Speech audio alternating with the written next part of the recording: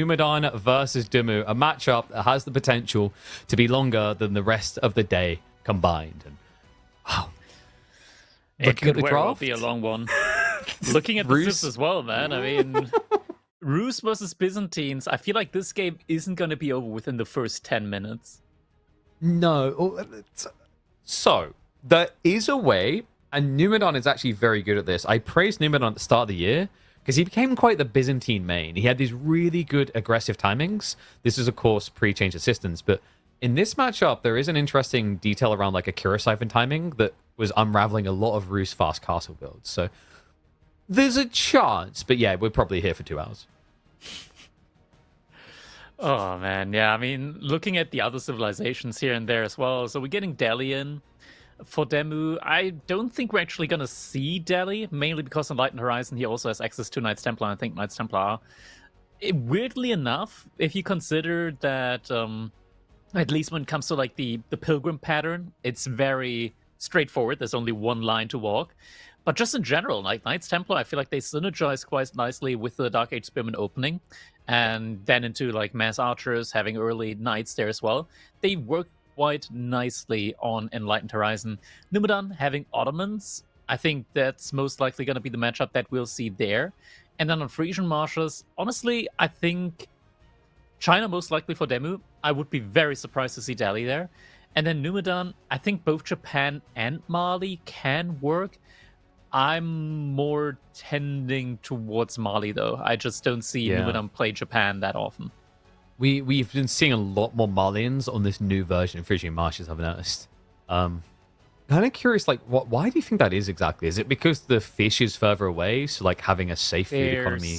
Fewer sheep, I believe. Like a lot fewer sheep on the newer version. So cow boom actually makes a significant difference there when it comes to the food income.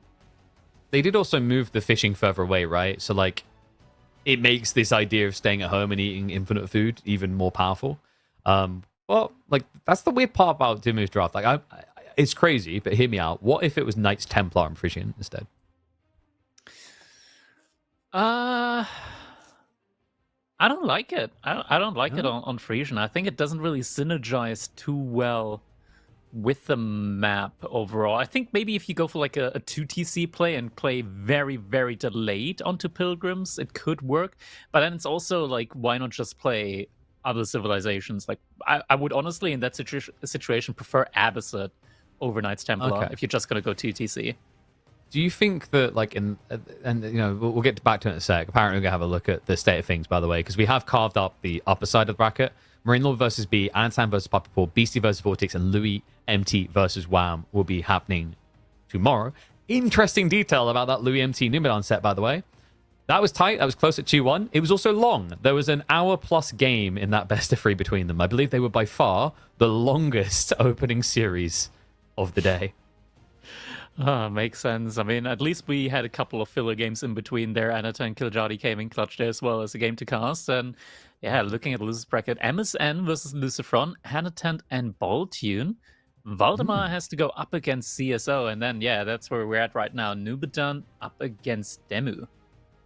I wonder if Valdemar got some insights. He was actually scrimming just the other day up against Louis MT. And as we know, historically, Louis and CSO, it's like a brain trust that goes back and forth. They bounce off of each other. So maybe he took some insights from those practice sessions. Valdemar's very humble. Like, he's honest in his approach and he's like power level at the moment. And I remember when he was streaming the games, he's like, these are insanely valuable to me.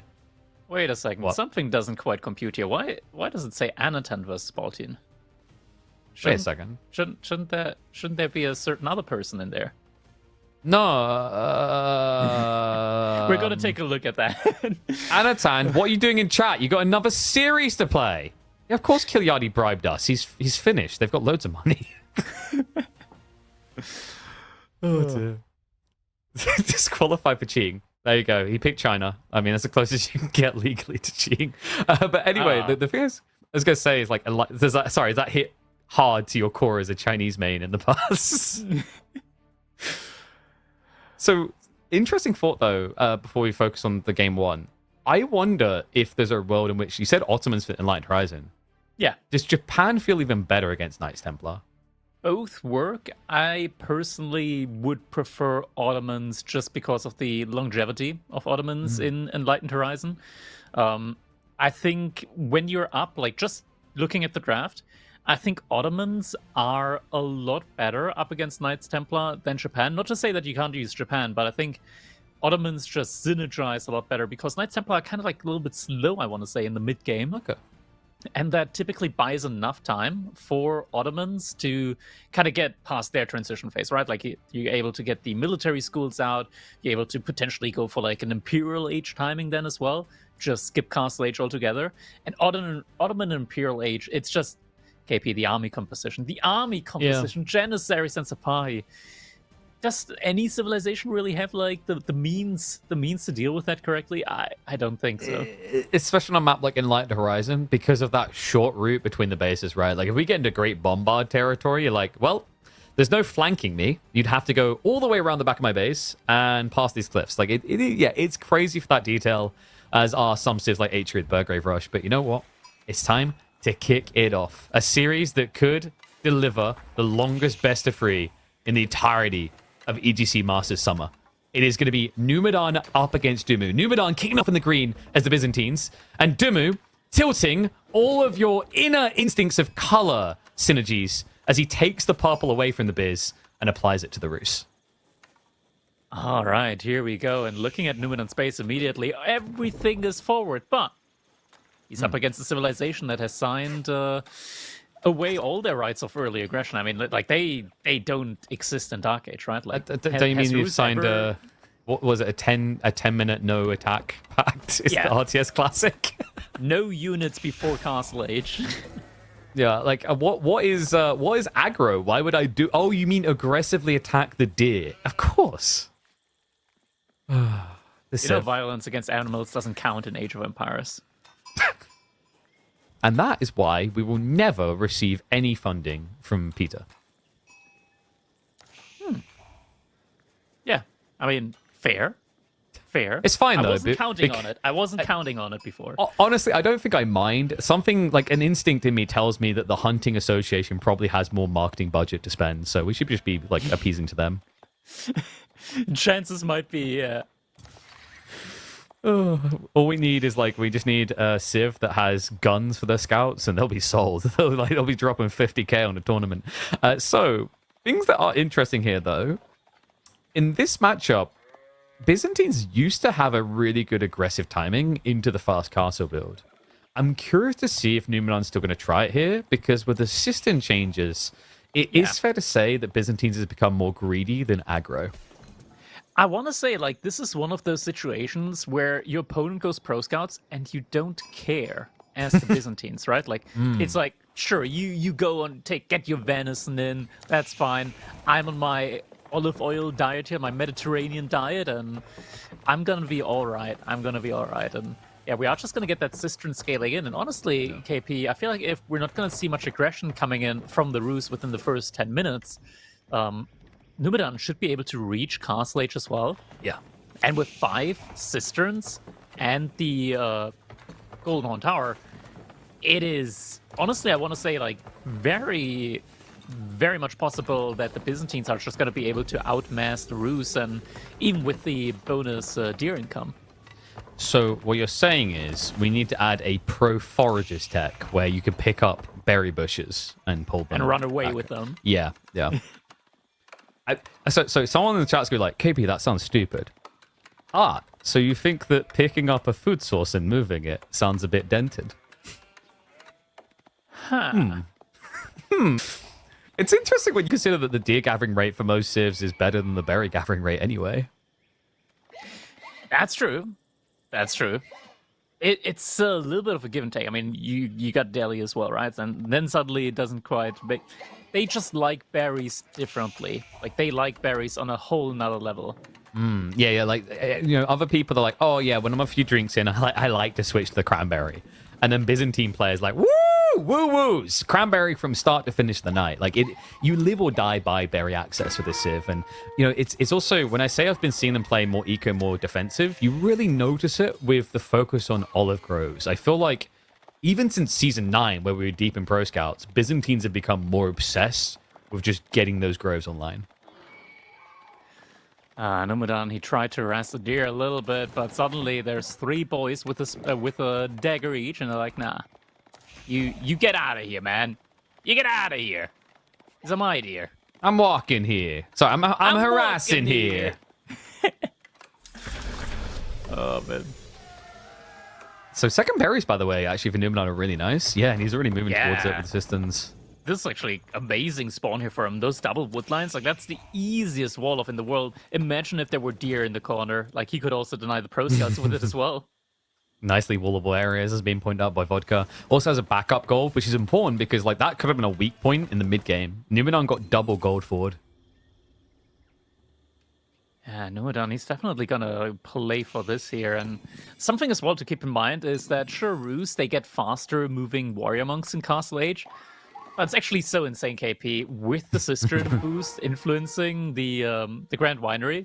You can make a monk within 15 seconds on Cistern level 5. 15 seconds upon hitting Castle Age, those monks are coming out. Let me blow your mind further, Crackety. Okay? We've already seen, like, China wait until Castle Age to go Pro Scouts. Byzantines with level 5 Cistern. You can get Pro Scouts in, I think, it's 24 seconds. No one would ever expect fairly quickly. It's fairly quick, but yeah, nobody would expect it for good reason. Okay, hear me out. Don't deer eat berries?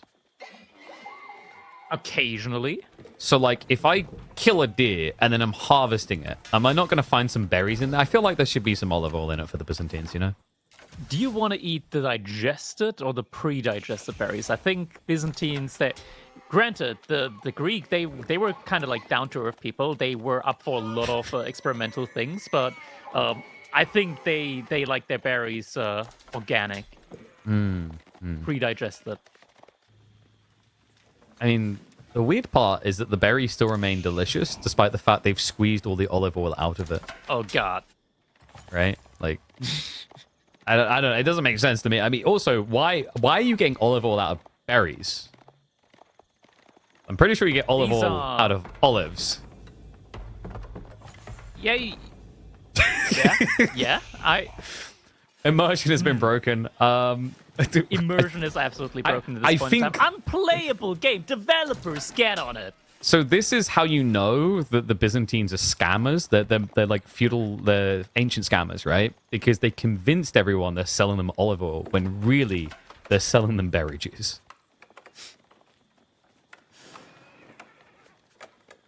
Yes, it adds up. Adds up. As does the assistant count.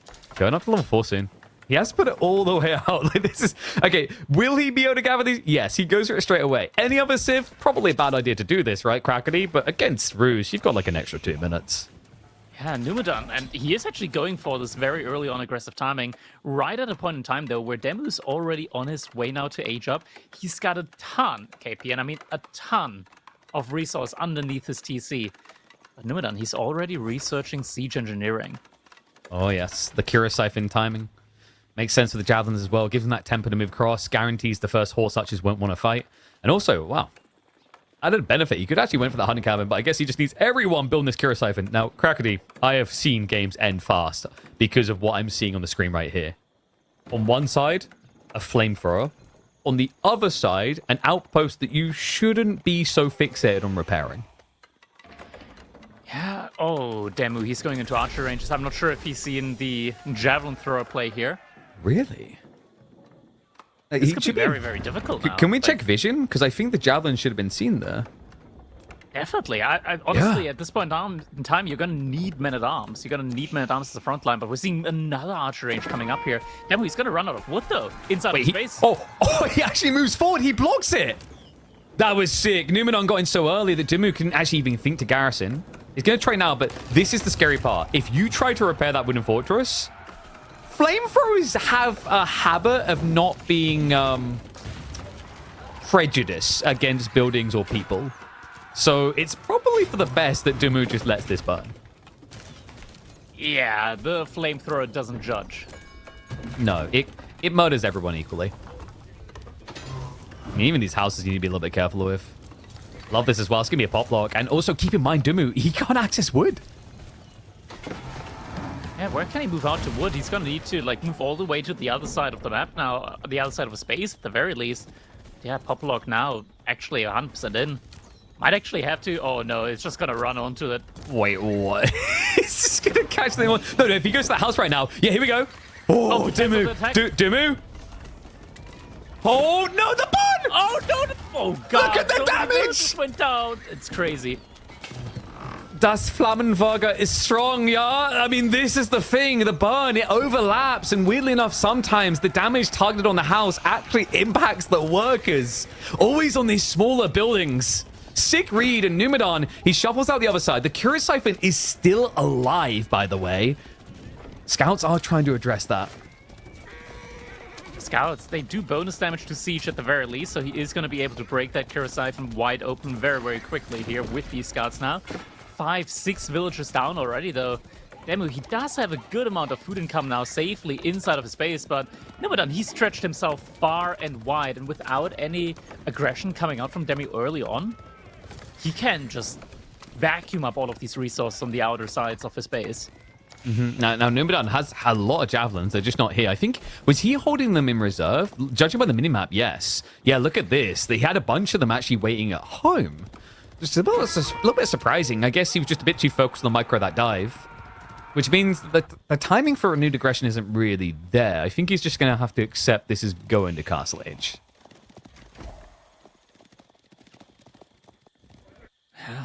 But Numadan, actually, is he going to go? He's going to try and go for round 2 behind the transition, though, from the looks of it. A lot more units coming in here now.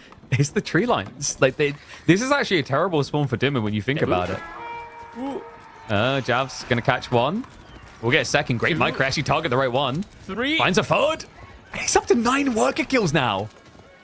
That's crazy at this point in the game. And the javelin throws, they deal so well with the Cav archers. Nothing to one-hit kill, and obviously the Limitane is something you have to respect and kite away from.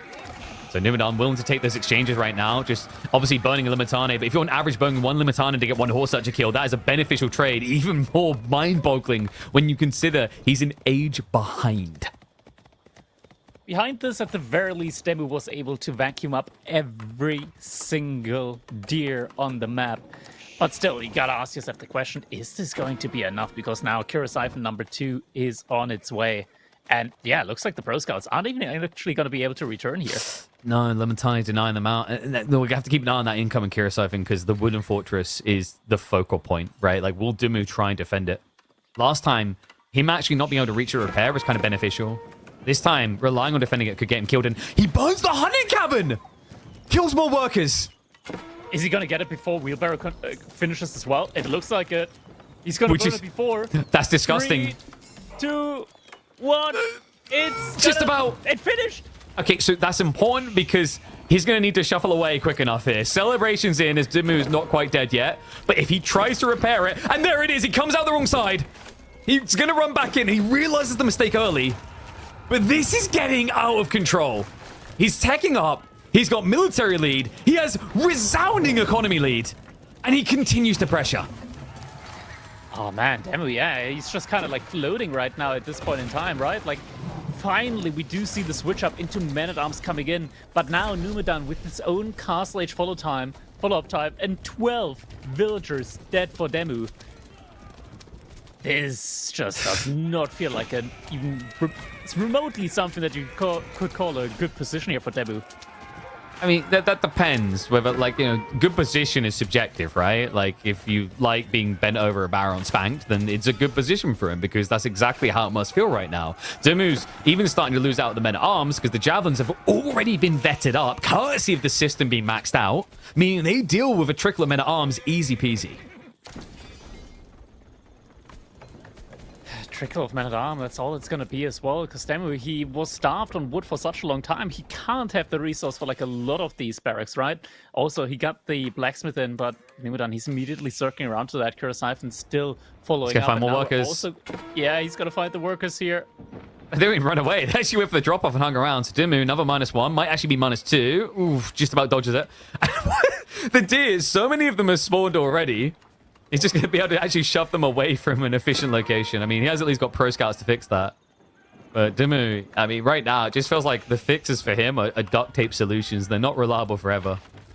The Kira Siphon is begging for someone to walk nearby. This time it'll be men-at-arms. We'll dive by, jumping on the Kira. In the meantime, the villagers look at the count. Strikes down another 3. Oh man, this is so tough now. But DeMu, he is at least able to push Numadan outside of his space. The issue is that behind this, there's just going to be more and more and more of these javelin throws now coming in. And DeMu, he doesn't have a second TC or anything like that. He was able to pick up 2 relics, but this doesn't really even out the difference at the moment, as Numadan does still have like the significant lead when it comes to both the army count and the just overall food scaling capabilities in the game, or just general resource scaling capabilities. And he has Varangian coming in. And the other thing is also because of the systems, this blacksmith timing. Just look at it, Numadan. He's got +2/+2, right? Overwhelming edge for the Jav trades now. He's going to look to start denying out the relics because DeMu, praise to him, has been able to actually get those bad boys back.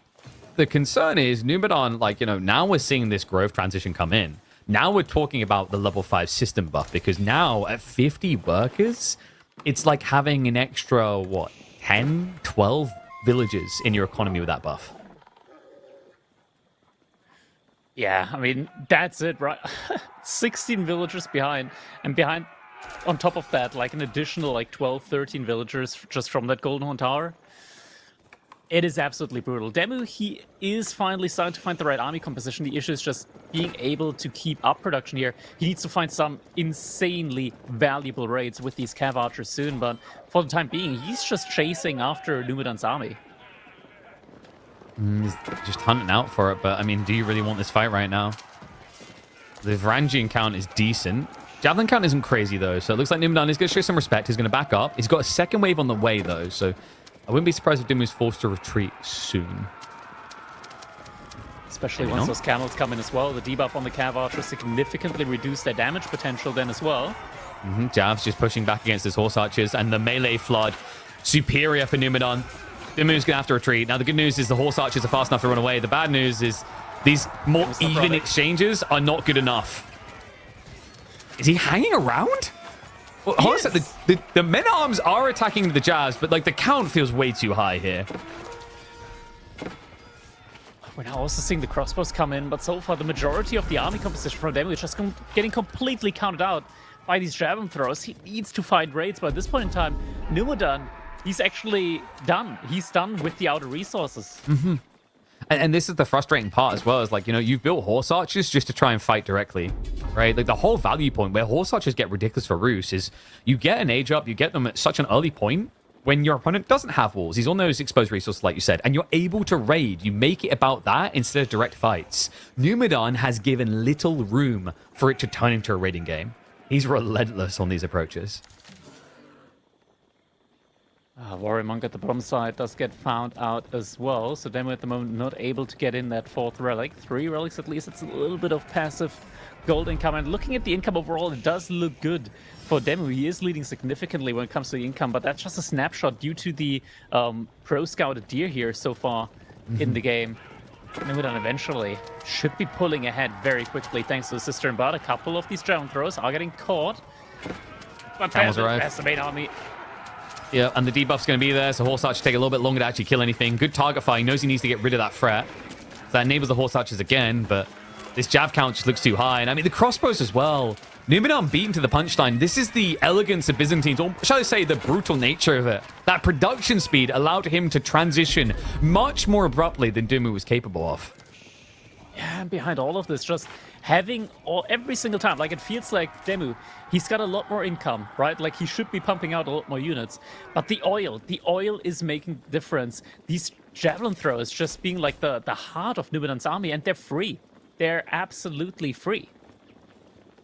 That's the thing. Like the oil really makes the war machine roll along smoothly, I think is the easy way to put it.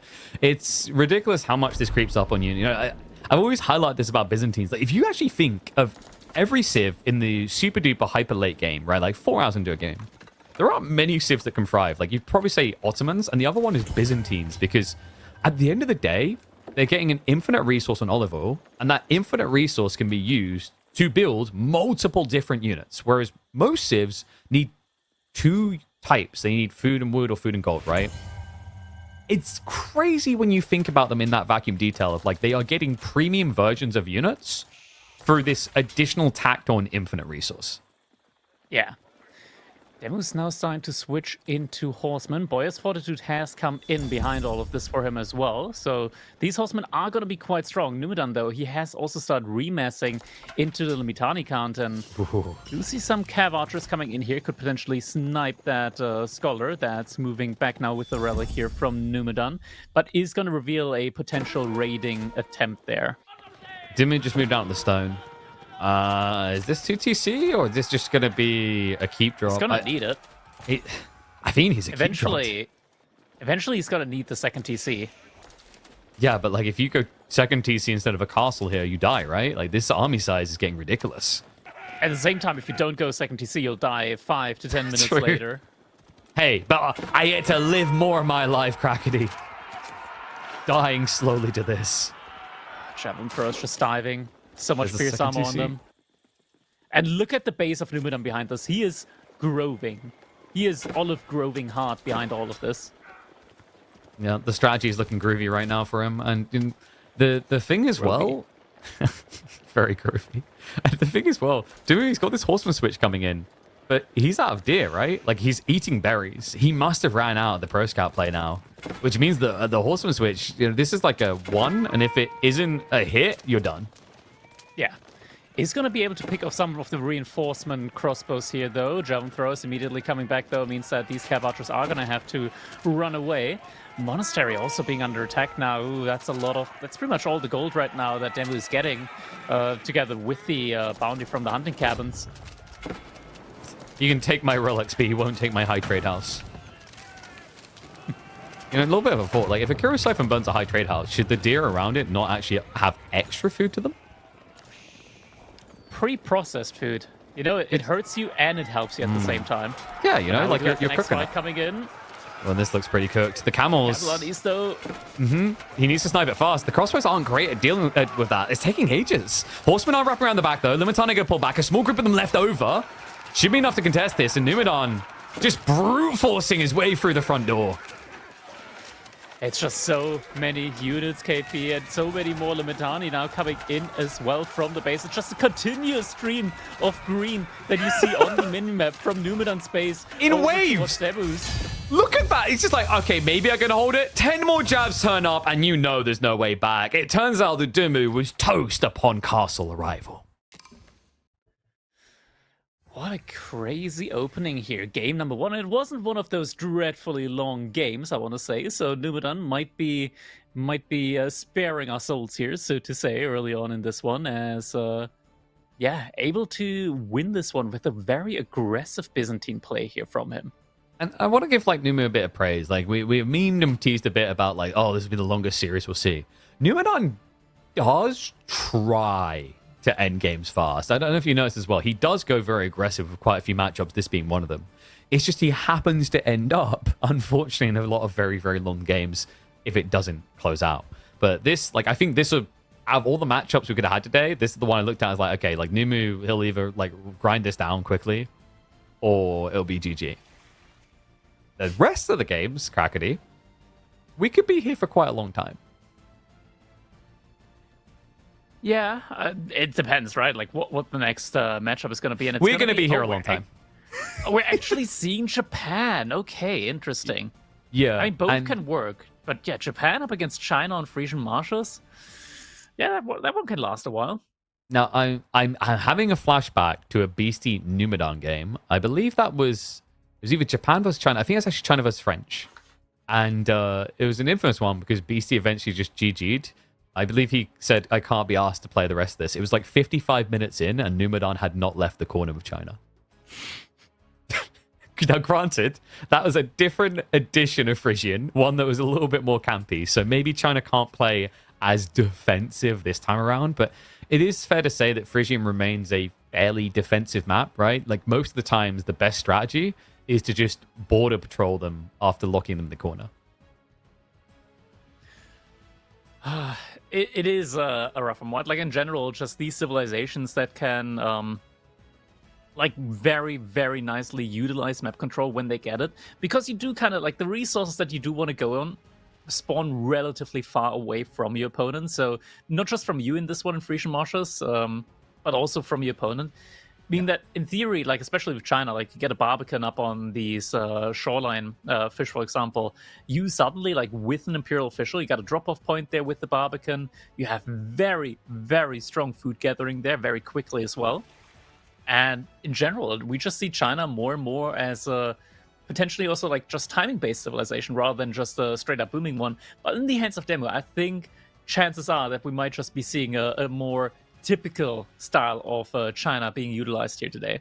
Benny Boy does like his macro. And Numadan, I'm curious to see if we'll try to leverage the Yuumi. I think Yuumi have really leveled up, right? Ever since the discount, in conjunction with the Dark Age racks openings, we've been seeing Yuumi floods take over with high-level Japan. Yeah, they do look really good. Like it's just so nice to have this unit that you can absolutely just zerg out like there's no tomorrow. But DeMu does have the option of going for, like, if he goes for Song Dynasty, Zhuge-Nu just absolutely, like, they're a lot slower, so you can't really choose the fights that you want to take. But when a fight gets taken, Zhuge-Nu tend to completely wipe the floor with the Yuumi archers, because they have so much less health as well. It means that you can just line formation with the Zhuge-Nu and absolutely shred the Yuumi archers. Well, we're going to see who's shredding who. If it's going to be a 2-0 annihilation, or if we're going to be able to go a little bit deeper. By the way, something happening elsewhere in the bracket that's quite interesting. Voldemar versus CSO. Voldemar has come out of game one with a win. So CSO, despite his domination, maybe that scrim against Louis gave Voldemar a little bit of insight to start taking the lead against a very challenging opponent. Yeah, I mean, Valdemar in general is also just a pretty solid player, I want to say. So, I mean, he qualified for a reason, right? And it is the losers bracket. So players are going to be probably like a lot more even in skill down there, I want to say, than especially like at the beginning. Down there, because I think you're getting league. You're getting mix and match with like highest seed versus lowest seed, right? So probably more challenging to win a game up there. Meanwhile, when you're in the losers bracket, you're gonna find yourself matched with an opponent that is probably gonna be a lot closer to you in skill. I think also to Vortex's point in his interview earlier, right? Like CSO does try to just keep coming at you, kind of overwhelming you, right? But you know, you can be phenomenal at that, but that can offer up more mistakes both ways when you're trying to raid at 2-3 different locations. If you just look away, those valuable knights that we know CSO loves in almost every matchup could find themselves in a spear line, all of a sudden ending up as a shish kebab for the evening. Well, this is going to be an interesting matchup if we get that game free, by the way. It does almost guarantee Ottomans versus Knights Templar. I say almost because I have seen one or two Marlian picks on the Light Horizon. It's weird, but sometimes in a good way, because it turns out having a ranged attack in a Dark Age fight can be good on a map where you want to play Dark Age. It's very nice, especially when like both players are just posturing around the wolves, right? And you're able to get the shots every now and then against like your opponent's spearmen. Helps you significantly just like win those spearman fights that you're gonna need to win. At the same time, though, Donzos, they're so wood expensive. They're so wood expensive. It's just not really something that you can find yourself just massing continuously. You're gonna fall behind in like one or the other area there. You're gonna need to have more villagers on wood for that matter as well. Like you can go for it. I think it's a weird strategy, right? Because you're typically more interested in getting a pit mine up and having that passive gold income. But you only need one of those wolf camps in order to be able to age up. And just a reminder, by the way, folks, if DeMu does fall victim here on day number 1, it will not be the end of the road for him. There is a knockout bracket as well. That will happen next week, and that would be best of 5. So this whole idea of anyone can beat anyone on BO3, don't feel like your favorite, you know, whether it's MSN, Lucifron, Kiliadi, Baltine, Voldemar, CSO, Numadan, or DeMu is out. Like, yeah, this is a very, in some ways, forgiving format, I guess, Crackety. Like, no, usually double elim is one thing, but this is technically triple elim. It is, yeah. So you got, like, double elimination, and then you get, like, another double elimination. But we didn't call it triple elim because I don't know. We have like elimination gauntlet and then we have the knockout bracket. I guess like knockout's a bit clearer on when you're gone. But yes, like to simplify, if anyone is like, wait, what? It's triple elimination into single elimination. Many chances to be had. Yeah, many opportunities to screw up early, but if you screw up later, oh buddy, you're gone. So yeah, a bit merciless actually in some ways. That's fine. Screw up twice. That's kind of scary though, right? Because like if you think about it, there's this whole logic behind being strong early in tournaments is disingenuous. You know what I mean? Where like if you reveal your strategies, I can now have time to adapt. I've seen it in so many esports scenes. So the viciousness of that, it means like I don't want to say you throw your opening sets, but like holding some strats back isn't as punished as it would be in other formats. Yeah, 100%. And something to keep in mind as well, like during these best of threes, is because you don't play as many games, means you do have the ability to hold a couple more strategies back. Mm-hmm. That's true. And, obviously we have to remember that the drafting format going to be a little bit different, more picks on the table when we go to BO5 territory also. Then, like, oh god, don't get me started when we get to the semifinals with BO7s, because little insight for people, the drafting format was changed. We used to have redrafts. Now the way it works is that after a certain game, so in best of 7 after game 6, I believe it's after game 6, you can reuse a civ you lose with, which has a wild dynamic at the end of drafts where, that loss with Rus against China in the opening, all of a sudden doesn't feel like you've been GG'd in the draft, because your opponent has to approach the later phase remembering that Rus could come back in again. Yeah. Everyone's just like squiggling on the like board, following the line. So it's like, wait, so the ban and the pick and then the ban. They're still like sitting here on the triple elim detail. We've got a lot of different things actually going on with Masters Summer. 100%. We are going to be looking to go into our game number 2 now any moment soon. Just going to be a little bit longer as we do have some kinks to work out in the back.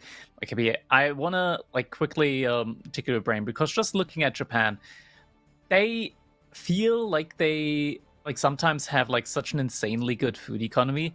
China, though, obviously just being one of those civilizations that can absolutely match that if they do get to the big granary transitions.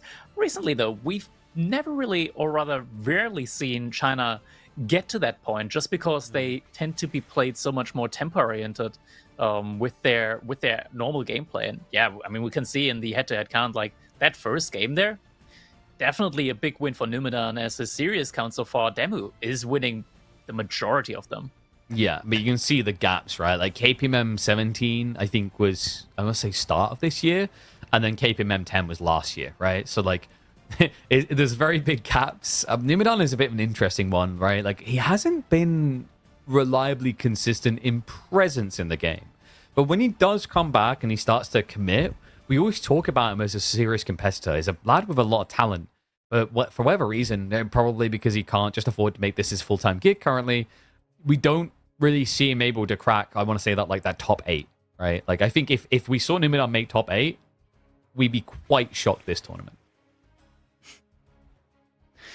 I like how Numadan just posts for the picture like it's his ID photo. You're not allowed to smile. You're not allowed to wear glasses. Don't show them any weaknesses.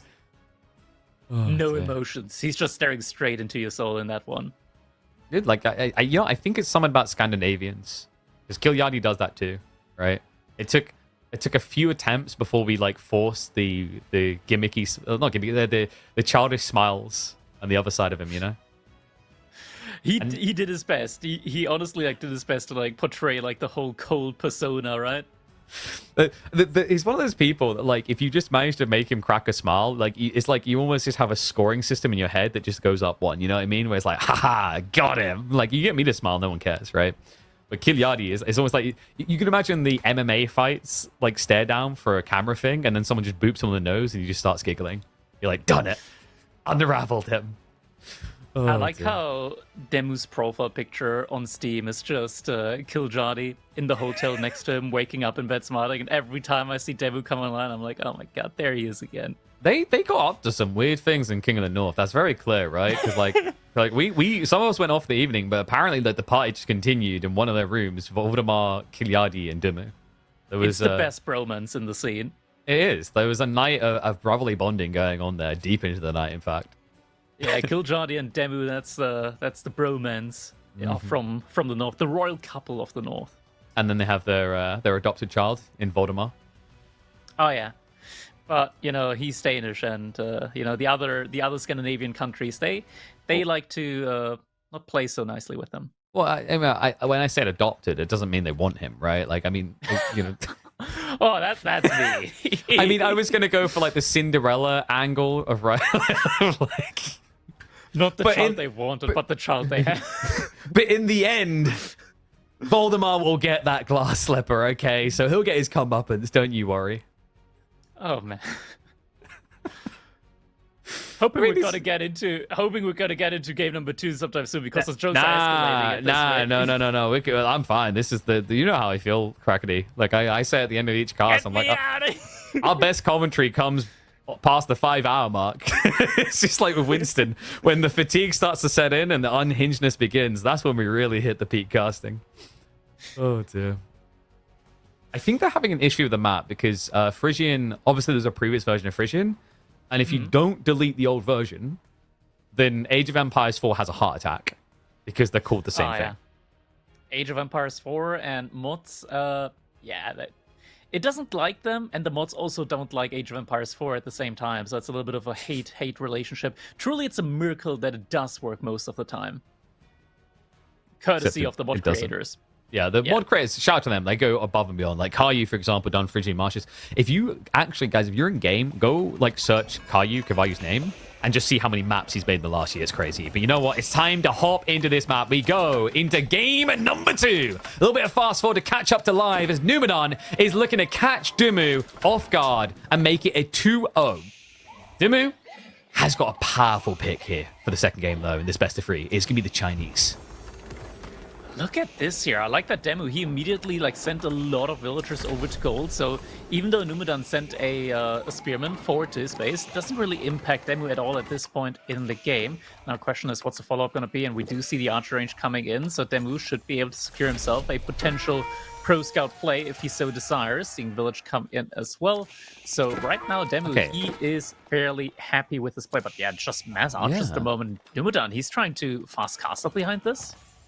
Yeah, and I mean, with the placement here, like 1 outpost is nice, but 2 is golden. He didn't get it up in time here, so a little bit rough, actually. He's going to be able to go for gold on the north side, but he has to walk back to that forge. So there's going to be harassment points, and I think DeMu is going to lean into this. We're going to see more archers on the way, and it's rough because Numadan, he's only a half the way towards what he needs for a tech up. If this is meant to be Mounted Samurai, he cannot afford idle time on gold. However, at the same time, Demu, he is slowing down on his aggression as he is actually going to go for the pro scout play now behind this. And the thing is as well that these aren't longbowmen.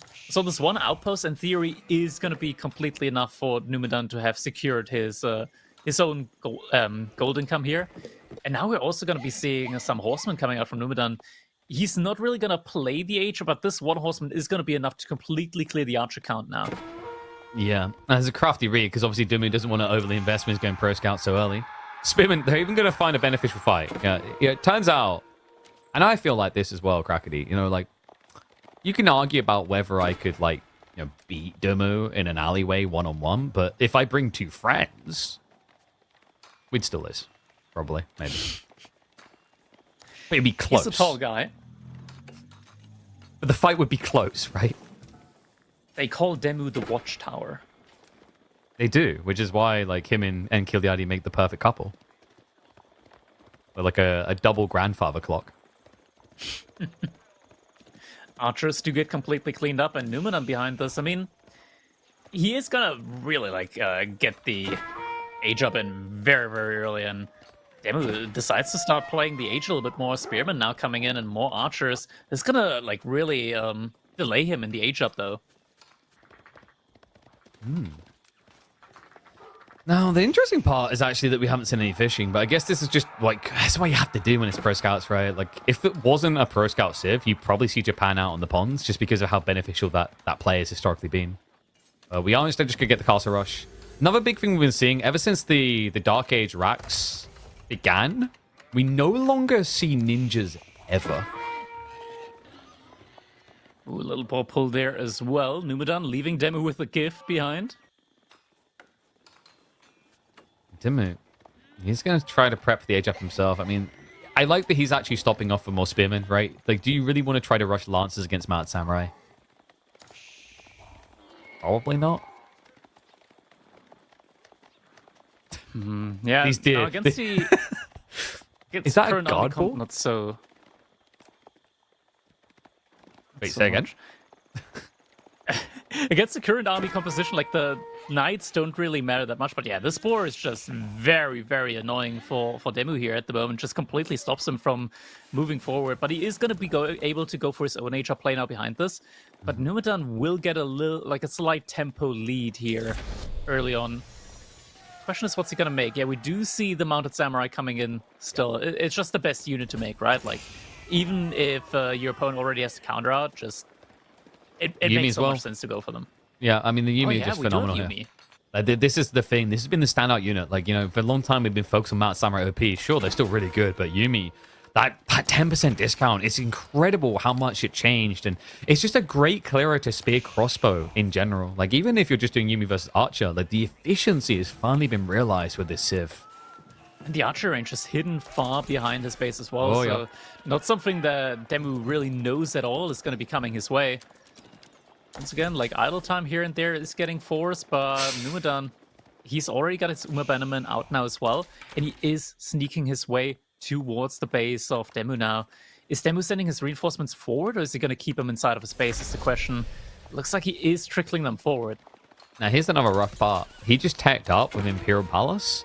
A map like this, knowing you're against Mass Yumi, Clock Tower feels like it could have been a pretty useful option, right? At the same time, like with the big stealth force in the middle, there is great value in the Imperial Palace, and especially like with the mounted samurai play right now, like it's all gonna be about raids. If DeMu can get to like Song Dynasty now behind this, like play a little bit on the relic game, is able to deny the first relic here, or play a little bit onto the relic game. If you're able to get 2 relics, you're gonna be in a great spot. If you can get Song Dynasty behind that, scaling wise, you should be feeling ahead. Fair point. And we do have the veterans on the way, so we'll be able to deal with the Mount Samurai. It's going to make it more tanky against Yumi. Yumi, by the way, haven't been upgraded yet. Numadan should slowly be approaching the second Yorishiro, and I wouldn't be surprised if we're looking at a TC drop here. It just makes a lot of sense against China, because you kind of feel like you need to start building a slight lead, especially if you're worried your opponent might go Song. Crossbows now also coming in from DeMu. A little bit of everything here, just being thrown into the mix, but he does already have a pretty decent army size. Yeah, Nimu. I wonder if the Yorishiro drop towards the archer range would have made more sense on this map. It's very hard to get into the enemy base on Phrygian Marshes. So, like, Mount Samurai, they're very strong still, sure, but compared to, like, a Dry Arabia, you do feel like a lot of your options are removed. Numadan, he's just spamming out the Yumis at the moment. Eventually, he's gonna have to, like, go into different units.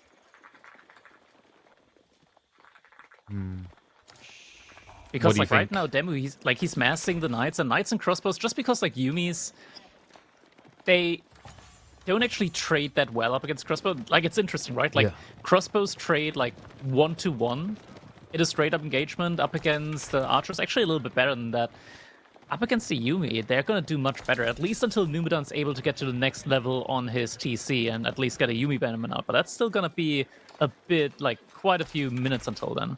The idea is the flood point, though, right? Like, you should be able to have a lot more Yumi, in theory, anyway.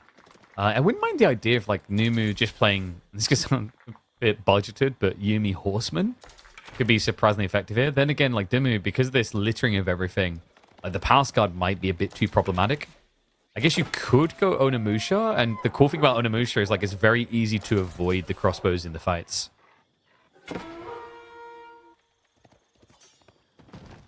Looks like Numudan is going to be able to sneak Relic in the middle there.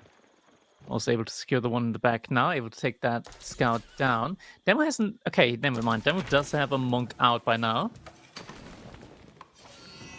And you can Here's rush damage them level out. 2 also coming in. Yeah, so he's being pretty lean about this. Usually you see he's trying to be a bit greedy, like 2-3, just rushed out straight away. But he's giving a lot of respect to the Mad Samurai, the potential presence. The other interesting thing about DeMu going knights alongside this, he's just keeping the threat real to stop Numadan rushing out onto those fishing spots. Because if one player goes towards infantry only, it opens the other to play wide with economy.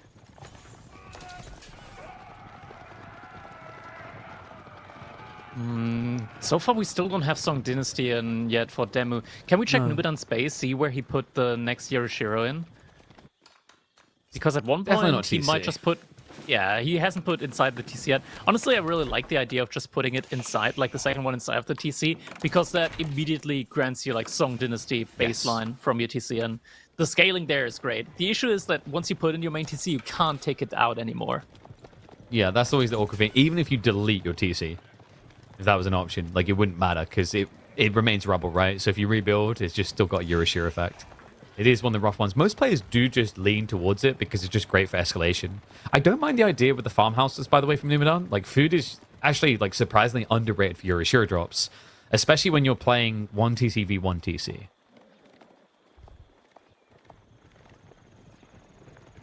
There we go. Barbican of the Sun now coming in from Demu. He is putting that one next to the shoreline there, so he's going to secure himself a great amount of food income.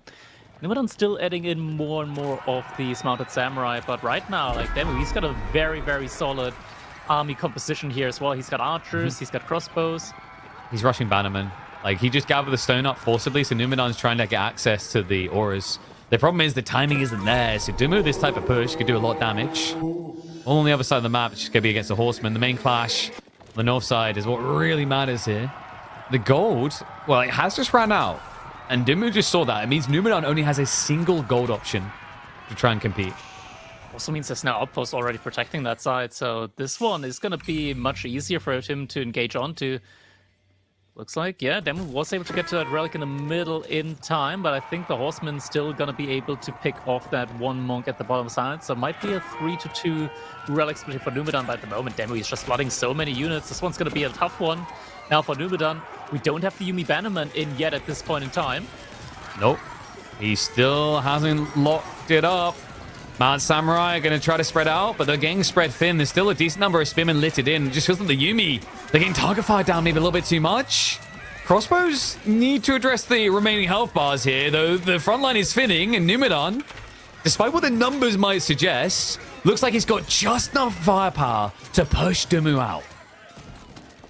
Just about, yeah. I mean, that perfectly spells it out here, right? But in theory, Demu has enough here left at the front in order to keep pushing. But he does decide to pull back as he now no longer has any torch power behind his army.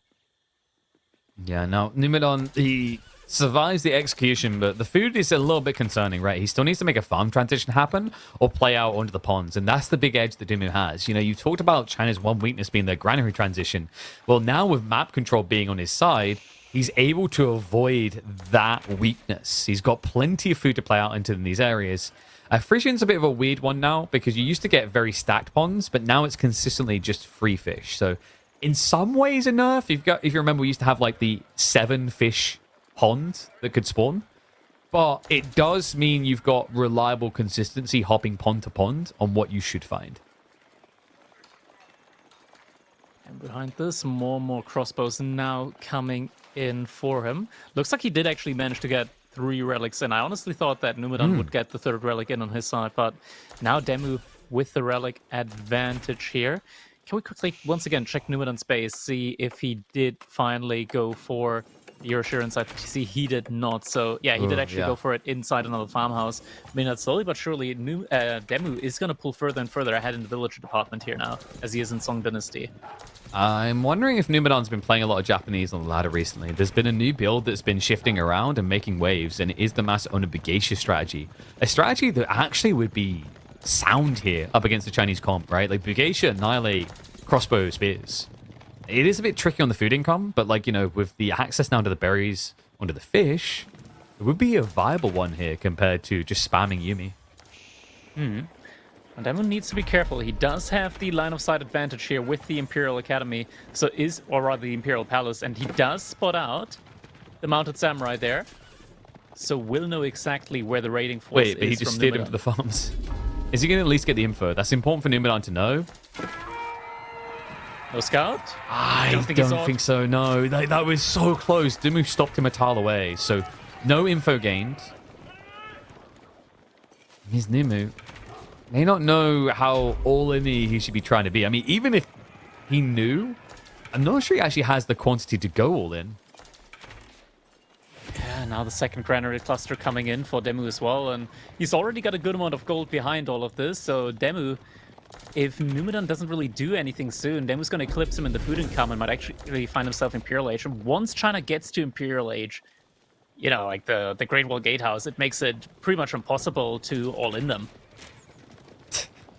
Yeah, especially with Master Yumi.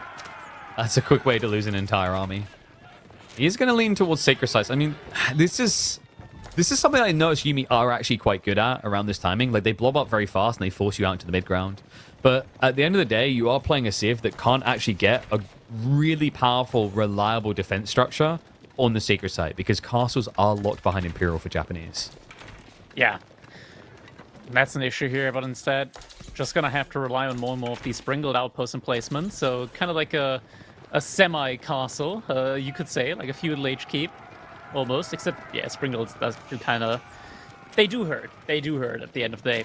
Numadan, he does have a pretty decent army now at this point in the game, but we talked about earlier, KP, the crossbows, they don't trade too badly up against the Yumi archers. Like, in a one-on-one fight, the crossbows are perfectly fine. It's only when you have the significant army size advantage with the Yumi archers that the crossbows don't trade cost-effectively anymore. But that's just not the case at the moment.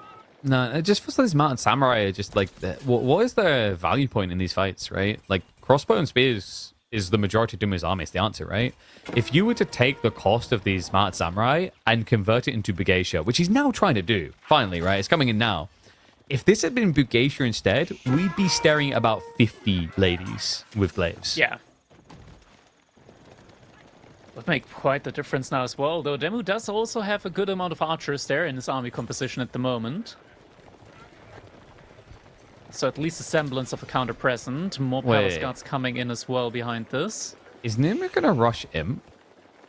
No. He's floating resources, but then why get the katana bannerman? There we go. More navigation now in queue. Yeah, but he needs more production. He's actually got a lot of resources floating here. Like, I could kind of understand the idea behind rushing Imp if he had both Sacred Sites, but he still actually hasn't captured the southern one. It's only now happening. Capturing coming in now. Wall here from DeMu does prevent the raid from coming in. Crossbows are going to be able to force those knights back, and then Rewall is going to make sure that no immediate follow-up can happen there. Capture up on the Sacred Side also is going to get denied. That knight somehow is trapped between empty space and two other knights. I believe he's trapped between a samurai and religion is the concept there. Yeah. He's like, I must make a choice. The way of the samurai. Or God. Oh, I don't know. Is the samurai Keanu Reeves? Because if it is, I'm back in Keanu. So, DeMu, we talked about the impeachable farms. That's going to be on the way. He's really not that far off of just pumping out a Great Wall Gatehouse here. We do see a Yumi mass about to approach there on the farming side, but the crossbows, once again, they're going to be able to trade out just fine with the current army mass. Yeah, also, how are you breaking through this wall? You can shoot over it. But I think immediately, like... These Yumi archers, they don't trade so well. Okay, that was a classic, you know, the whole shoot for the officers, they'll retreat. It's like, oh no, the captain's dead. Full surrender. DeMu now behind this, massing up more and more resources. Numadan, he's prepping a good count of Onabugeisha. DeMu needs to be careful here. He does not want to get caught outside of his base. Right now, it's all about just being able to go for that age up now for him. And he just needs a little bit of stone then as well in order to get the initial walls that you need for your Great Wall Gatehouse. But once that's done, there we go. Just the stone just bought. Yep. And also, DeMu has seen the Bugatia. He knows about them. It's not a secret gotcha moment now is the problem. Yeah, Barbican definitely saw it. This Great Wall Gatehouse as well, it's going to protect the farm, so these on the Begeisha, at least when they're clumped up, aren't going to be able to achieve too much here now in this situation. No, because the Nesta Bees on that wall is, what, 2.5 times the base damage of standard Nesta Bees. I think it's 16 per rocket. It's ridiculous how much damage this thing pumps out. And it has fancy animations now. Yeah. Here come the ladies. DeMu is going to see this in time. At the same time, Numudan also attacking on another side. He panics. He's like, oh, maybe I should have done this a bit faster. It's going to be fine, though.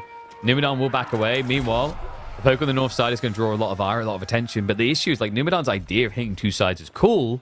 But now that Great Wall Gatehouse, like, look at his entire army. Minus the 20 mad samurai, the rest just die the moment they come anywhere near that implant mark. Yeah, and here we go. Upgrades now coming as well. Elite on the crossbows, elite on the spearmen, but Numadan not too far behind his own age up. And the clash could be coming in soon now. Fairly decent army size on both sides. DeMu wants to wait for the upgrades, but I don't think he can. Numadan's kind of forcing the issue here. Needs to potentially supervise. Supervision is coming in. Yep, he's got supervision on the north side there. So the crossbow's getting priority, as are the spears. We don't care about archers as much. He's going to dive towards the farms. Now, the north side doesn't get protected by the Great Wall Gatehouse, but behind this, Numadan, he is finding his way up into Imperial. He's gathering additional stone, and he does have that Sacred Site timer ticking, so the posturing isn't looking too bad. It is going to be tricky to find the timing to get elite on Bugeisha because he did not Eurashura drop a Rax.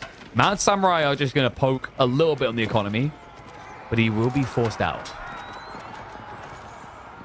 Now, with the elite upgrades coming in, DeMu also switching into some hand cannons as well. They're going to do a great job up against the Honor Bugeisha. It's going to take a while to come in, though. Yeah, Sacred big mass of crossbows here. It's like, crossbows, never underestimate crossbows as well. Like we talked about, right? Like the Yumi archers, they're not going to trade too well up against them. The only thing here that's questionable, like that is going to be a concern, is going to be this big mass of Honor Bugeisha. Once they are getting upgraded to Imperial Age, and especially once you start getting the university upgrades in, they start doing a tremendous amount of damage with their attack speed. Bugeisha. Well, the other ridiculous thing is it's so hard to catch them out of position. 1.5 movement speed allows them to get out of jail free quite often. But the big focus right now for DeMu needs to be that decap. We're approaching 6 minutes. It's starting to get into the realm where you get a little bit concerned that you could get caught off guard with this. And it's a perfect time because Numadan has to wait for these upgrades to come in. It's not really a fight that he wants to take right now. Even more so with the fact that DeMu is rushing incendiary arrows. Yeah, with 23 archers, they're going to do a great job up against the Honor Bugeisha. Not just the Honor Bugeisha, but just about any unit, especially as long as +3 Pierce Armor isn't researched yet. DeMu, is he going to leave a unit behind? Needs to leave a unit behind for the decap there. It's just going to hang around there for the time being. And we didn't get a cast of the Crow in, most importantly, so no. It's not like Numadan has like any big advantage here. At least not a big defensive advantage inside of a space. Yeah, I think with the way you've played this, like, Tanagash from Gunsmith kind of gets devalued, right? Like, Robotiquins aren't going to be great because, like, you built Bugeisha. Your opponent doesn't really want to build spears, right? And then the hand cannon is pyrotechnics. Do I need to say more, right? Like, trying to beat China in the gun battle is a difficult challenge for the best of civs. Ooh, and now at this point in time, all the university upgrades coming in as well here for DeMu. Incendiaries on the crossbows, on the archers. Fight is getting taken, but Numadan, most of his army here, at least the front line, the mounted samurai, aren't upgraded at all. They're dying so quickly here now at this point in time. Yumi are pushing forward, but honestly, they're just not really impactful here. He's breaking through the Bugeisha. Yep, the archers, he leaves the archers behind. That's the thing that can actually trade out reasonably well against the Bugeisha, especially with being elited up. So they're all cleared. It's just crossbows left over. They are a little bit slow on the attack, and there should be a lot of overkill coming into the ladies here. It is going to be enough to shove him back, but DeMu has a strategy on the way. Astronomical Clock Tower is going to give him the kite possibility here. The lady line is thinning only slightly, though. Numadan has got 20 more. He's pumping out 10 a rotation. He will survive this push. DeMu needs to go back to the drawing board.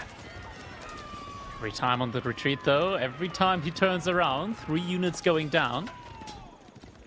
The Onabagation, they have to be so careful though as well. Like if they overcommit there, if they just keep chasing, they're gonna get whittled down. Numadan doesn't have a great bank here behind this. DeMu though, look at the mini map. Looks like Numadan is actually setting up camp on the gold vein there on the side of Numadan, on the side of DeMu. Yeah, he built an outpost there as well. Yeah, it's a little bit of a nuisance, but he has obviously got the farm. So like this outpost, it stops the gold, but the fish like was never a concern. And also at this point, you know, the gold starts to matter a little bit if DeMu's plan was to go Palace Guard hand cannoneers. And he did prep hand cannoneers, by the way, because he did get the pyrotechnics. So definitely a bit of a blocker towards what DeMu perceives as a win condition. The Palace Guards are going to do a great job now, though, up against the Onabagation. They have the bonus health. They got the elite army tactics already in for them. And now with the Yuan Dynasty, they also move they actually move quicker than the Onabagation now. Yeah, this is the crazy... I've seen this strategy in the early days of Japan versus China. Like, Mass PG versus Mass Bugeisha, you're always able to mirror the moves, and we have to remember that, like, well, Bugeisha are great against unarmored units. Palace Guard might be a little bit lower in the armor, but they're still phenomenally tanky, so it is a solid read, and it's forcing Numadan's hand into a slower comp. He's switching Samurai. Samurai are at least going to do a very, very good job up against the Palace Guards, as we are going to be seeing that... Katana upgrade coming in for Numadan. Going to be doing +4 damage up against them. Now, the Palace Guards, they have 1 less armor. They also have +30 HP, so it's a little bit of a trade-off here overall, but the mobility, it is so good on them. 1.58 tiles per second. They almost move at the same speed as Knights do. So with that maneuverability, at Numadan not having the keep upgrade on his TC inside of his base can just thoroughly get raided here potentially. More keeps as well. I love the way that DeMu is just kind of hunkering down, right? Like, this is going to stop the Geisha raids entirely. We do finally have Oda Tactics on the way. So, you know, the Samurai should be favored against the Palace Guard, but like you're kind of hitting on, right? With this raiding potential, how do you ever get the fight against the Palace Guard? Keep going up in the middle. That's going to be a great spot for DeMu to push into the sacred site. Numadan, though, already, thanks to Tanegashima Gunsmith, has 2 bombards on their way in order to try and clear that. And right now, numbers-wise, doesn't look like Numadan has enough samurai, I want to say, in order to take the fight there in the middle. Are these samurai already elite? Did he already go through all the upgrades? It looks like he already went through all the upgrades in order to get to elite. He got mass melee upgrades, and he's now just got the kick in the tactics. So these are as good as it's gonna get. Right? If these samurai cannot beat the enemy, then maybe it's time to just watch that Tom Cruise movie and accept the times are moving on. We do at least still have those mass crossbows with incendiaros in, so could definitely be an option here. And now Palace Guards are going to start making their move around the map. Are going to start trying to decap one of these sacred sites now as well. We've been here before for Numadan, but like he hasn't been able to set up his own castles. He has got bombards now coming in to clear DeMu's castles, though. Slowly but surely. And the ladies get spring to action. There's a lot of Palace Guard, and it's even harder against China specifically because they have got the extra battle hardened, right? So these guys are quite ridiculously tanky. I wonder if Numadan's goal now is just to get mass hand cannoneers. We said it's kind of rough against pyrotechnics, but you do at least get the Yumi buff, so you hit harder while having less range. Numadan trying to finish off the wall, but these are only palisade walls, so yeah, DeMu, he's just got to break through. And outmaneuvering his opponent's army at this point in time. He's going to find the 8k gold vein, going to find the villagers there. That's a lot of villagers from Numadan that are now under a siege. Now the raise, I mean, it just floods in. He's also out here on the fishing. There's quite a few villages, actually, between the gold and the fish on the east side. There's a lot of other time being achieved there. Numu also has to react north side. DeMu. I mean, we're kind of just getting to that stage of the game that he's renowned for, right? He loves playing this macro into the late game. And this is starting to deliver. Like, game 1 was fast, right? But we're getting to that deep state of play we've been expecting out of these two. And I'm wondering, like, you can't even answer a Revoltiquins here as Japanese, right? Because the Palace Guard will just walk. Yeah, Palace Guard will just go somewhere else. And you gotta, like, as long as there's not a spot that they need to be fighting in, which now they don't, because DeMu, he did get the decap and he actually captured up the sacred site as well. And now he's inside the food economy. Food economy idled out from Numadan without him having anything left in the bank as well. Oh, he's gonna find villagers again on the gold. Come on. You just can't run away. They're quicker. There's no escaping this. Gets glaive down. Numadan, like, what's happened in the last 1 minute? They were mirrored on economy, and now there is a 40 worker gap. Yeah, Numadan feels like he needed some stone walls here instead of the emplacements on the sacred sites. Now that he's finding himself without any walls, the palace guards can just flood through. They can just create openings here and there. The food economy, once it's getting idle, there's just not enough units from him. Not enough of a bank for him to reinvest. We're seeing some of these hand cannons now getting called in from the Tanegashima gunsmith. But honestly, the palace guards, they just don't care. They're just gonna run past. I mean, this is the thing. He's basically just giving him a taste of his own medicine. You know that the Numadan was looking for this timing with Big Geisha himself, but I think Big Geisha, it's an interesting concept against China because you can actually max out quicker than this Palace Guard strategy. But once you are in the late game, you just feel like you're building an inferior version of what China has. The ideal late game composition for Japan, it just has to be accompanied by the mounted samurai. Just such a strong cavalry unit there. Yeah. They're able to catch up to the palace guards and take them down. The Honor Geisha, honestly, they're more like kind of a beat shield and a nice DPS unit up against the counters to the mounted samurai. They're... Mostly like the hand cannoneers, the crossbows, the spearmen. They're an overwhelm unit. They just like flooding, having them in there, but the bread and butter, like the real DPS there, comes from those mounted samurai. Yeah, when I think of Ono Begeisha and how they win games, I think of that World War Z scene where they're like bulking to flood over the walls. Yeah. That's how you win. But when you're stuck in a more kind of equal, prestigious back and forth fight, they look cool. But sometimes, just being a bit more bog standard, a bit more normie is better. Oh, who am I kidding? There's nothing normal about this movement speed. Yeah, Numadan this time, he's still trying. He's remassing into a load of hand cannoneers. The issue is, hand cannoneers, very slow. So you need to be, like, everywhere with them, but for that, they're too expensive. No, he's up to 25 HC. It's not too bad. Like, the hand cannon count, though, the problem is, like, you don't have a movement speed advantage, right? Like, I guess if you're camping in the corner, you can guard, but then DeMu's just going to play onto these sacred sites hard. Yeah, we've solved capturing both of them up now. Rocket launches. That's how we beat Palace Guard. Because you know what is quicker than a Palace Guard in Imperial Age? Missiles.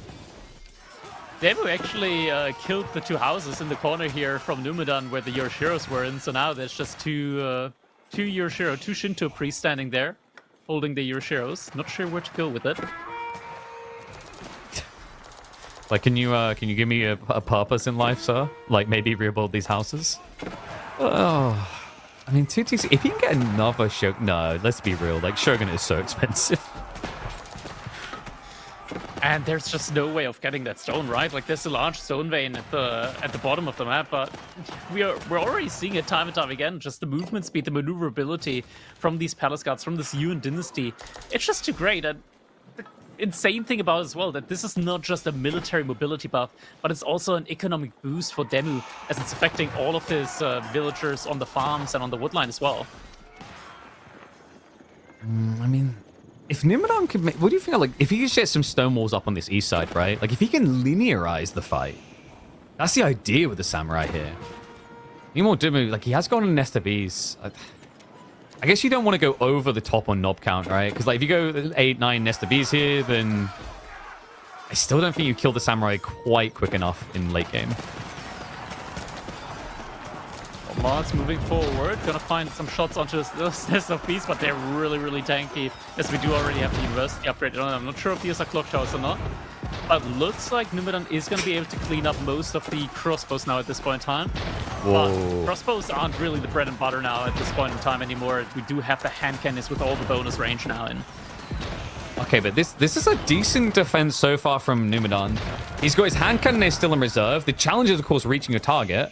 But the idea with the bombards, he can now start to brute force his way towards those sacred sites. The timer's still got some way to go. The samurai are also going to move out to find the build force. Now, it is Chinese builders, so, like, in theory, he should get this up. I think it's going to go up. Yeah, but it's still going to be losses. It's still going to be harassment. It is going to be a blocker to the gold, though. So, like, Numadan, he's done a great job of pushing his opponent back. But the really important detail now becomes around gold as this game goes on, because what he's trying to leverage is expensive. At least he is still getting like a lot of these hand cannons in quote unquote for free with the Tanigashima Gunsmith. It's not really too sustainable. These tickets are gonna run out. DeMu now, he wants to probably stop this keep from going down, but looks like he doesn't feel like he has enough. Brand though, he should definitely have enough. 35 hand cannons on his side there. And these are the ones with all the bonus range as well. Yeah, he is now spreading in far. He's spreading wide in order to get just as much as a line formation fight going here as possible up against his opponent. And of course, DeMu just wants to turn this into a bit of a meat grinder now. He's still got some time left on the Sacred side before that becomes a realistic win condition. The fight does remain quite linear. Numadan, it's just always a challenge if you have to retreat, right? You always have to stand your ground here because of just how good the chase power is of DeMu and the hand cannoneer count as well. Now, it is DeMu just thrusting a lot of Palace Guard into their death, but the idea is that they're the cannon fodder. The thing that Numadan needs to solve is this backline of gunners from DeMu. And not just that, I mean, Palace Guards, they're also actually cheaper by 5 gold compared to these Samurai. And with the additional amount of health means that they are able to survive additional shots from these hand cannoneers from the backline, which is probably the most important point here in the end. Just being able to survive more, having that front line that's able to soak up more of these shots, mean that the hand cannoneers, like, you can't really ever engage onto them anyways. They have more movement speed with the Yuan Dynasty and more range as well. Yes, there's no upside. I mean, like, if Numadan had a lot of gold, maybe we could be talking like mangonels, but 400 gold income a minute, like, he's barely holding on as it is. There's no easy switch available to him. And as we approach the 40-minute mark, looking at the comps, I think DeMu just has a reasonably easy time running down the clock now. Infrastructure is getting burned down now, though, by these bombards. And look at that, Numudan, he's actually pop capped, about to be pop capped, 160 max pop now. He doesn't have the housing anymore in order to start pumping out these units. More houses are getting pulled up rapidly here. Japanese architecturing going on right now behind all of this. And DeMu up to 41 hand cannoneers behind this as Numa tries to switch into Horseman. I mean, 40 is the golden number. Yeah, I mean, the Horseman idea is cool, right? But, like, at this stage, PG also going to be tanky enough to stand their ground. And you're going to be forced to trickle troops in. I mean, it's 4 bombards now. Also just great at sniping out the hand cannoneers. Flash is going to come in. Nesta B's also scattering its shots across that backline of HCs. Numadan, I think this is the break point. He's down to 16 hand cannoneers and falling. DeMu is consistently holding at 40. And Numadan just doesn't have the melee to keep pushing, surely. He is trying. He still has solid food income. There isn't currently any raids going on into the food line from Numudan. But yeah, the gold, it's just running thin. 2 relics cannot sustain the units that Numudan needs to pump out here now at the moment. Well, they're delivering the late game that people came to be entertained by, that's for sure. And we might get it one more time because DeMu is back on the board and we will see a deciding game. Oh, man.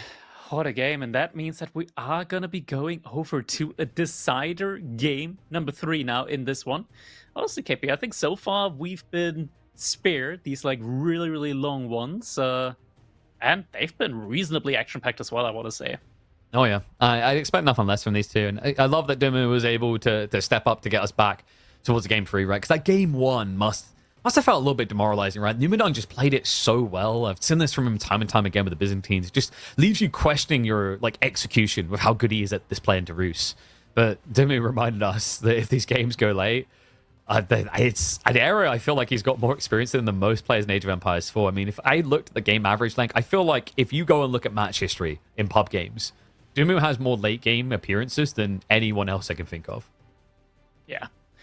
And it is going to be the prophesized matchup here. Enlightened Horizon, we are going to be seeing the Ottomans going up against the Knights Templar here from DeMu. Honestly, KP, I think this is a matchup where I personally see Ottomans very, very much favored just because of the army composition and when it comes to, like, the speed at which these 2 civilizations play. I think DeMu, he might actually, like, I think there's only an argument to be made that Knights Templar, I think they got a timing in Feudal Age. After that, it probably only gets worse and worse there. I think Mass Archer Feudal Age with Spearmen probably needs to be the play. I think the idea as well is, like, if Ottomans can keep pressuring you before you reach critical mass of archers, the imams are a very interesting detail in this matchup, right? So like that's something we've seen is going to be a big question mark. Does Numadan have the level of execution of Ottomans that early game? Because I think that's what I've been noticing most with Ottomans in general at the moment. Like we saw B early today. If you execute these healer boy timings early and strong, Ottomans look like they're bordering an S tier civ. It's pretty incredible. But let's find out. Deciding game. We hop into Enlightened Horizon for some Dark Age shenanigans. It's going to be DeMu in the purple Knights Templar and Numadan in response as the green Ottomans. All right, Dark Age barracks coming out from both players. Wait, what's going on? Okay, Numadan, he retreated with the villager. For a second, I was like, okay, maybe that's a little bit too early, but is going to be still able to capture up that caravan point there. Did he because he didn't build the house out there, right? He only built the racks, which is why he was just Michael Jacksoning for a bit. Yeah. Yeah. It's interesting because like if you do the racks into house, you buy enough time for the first spin to come out. So it's like you basically have no downtime except for the walking with the villager. And DeMu does walk the villager home, by the way, which is interesting because Knights Templar can use those loose trees near the merchant camp to just chop and gather resources.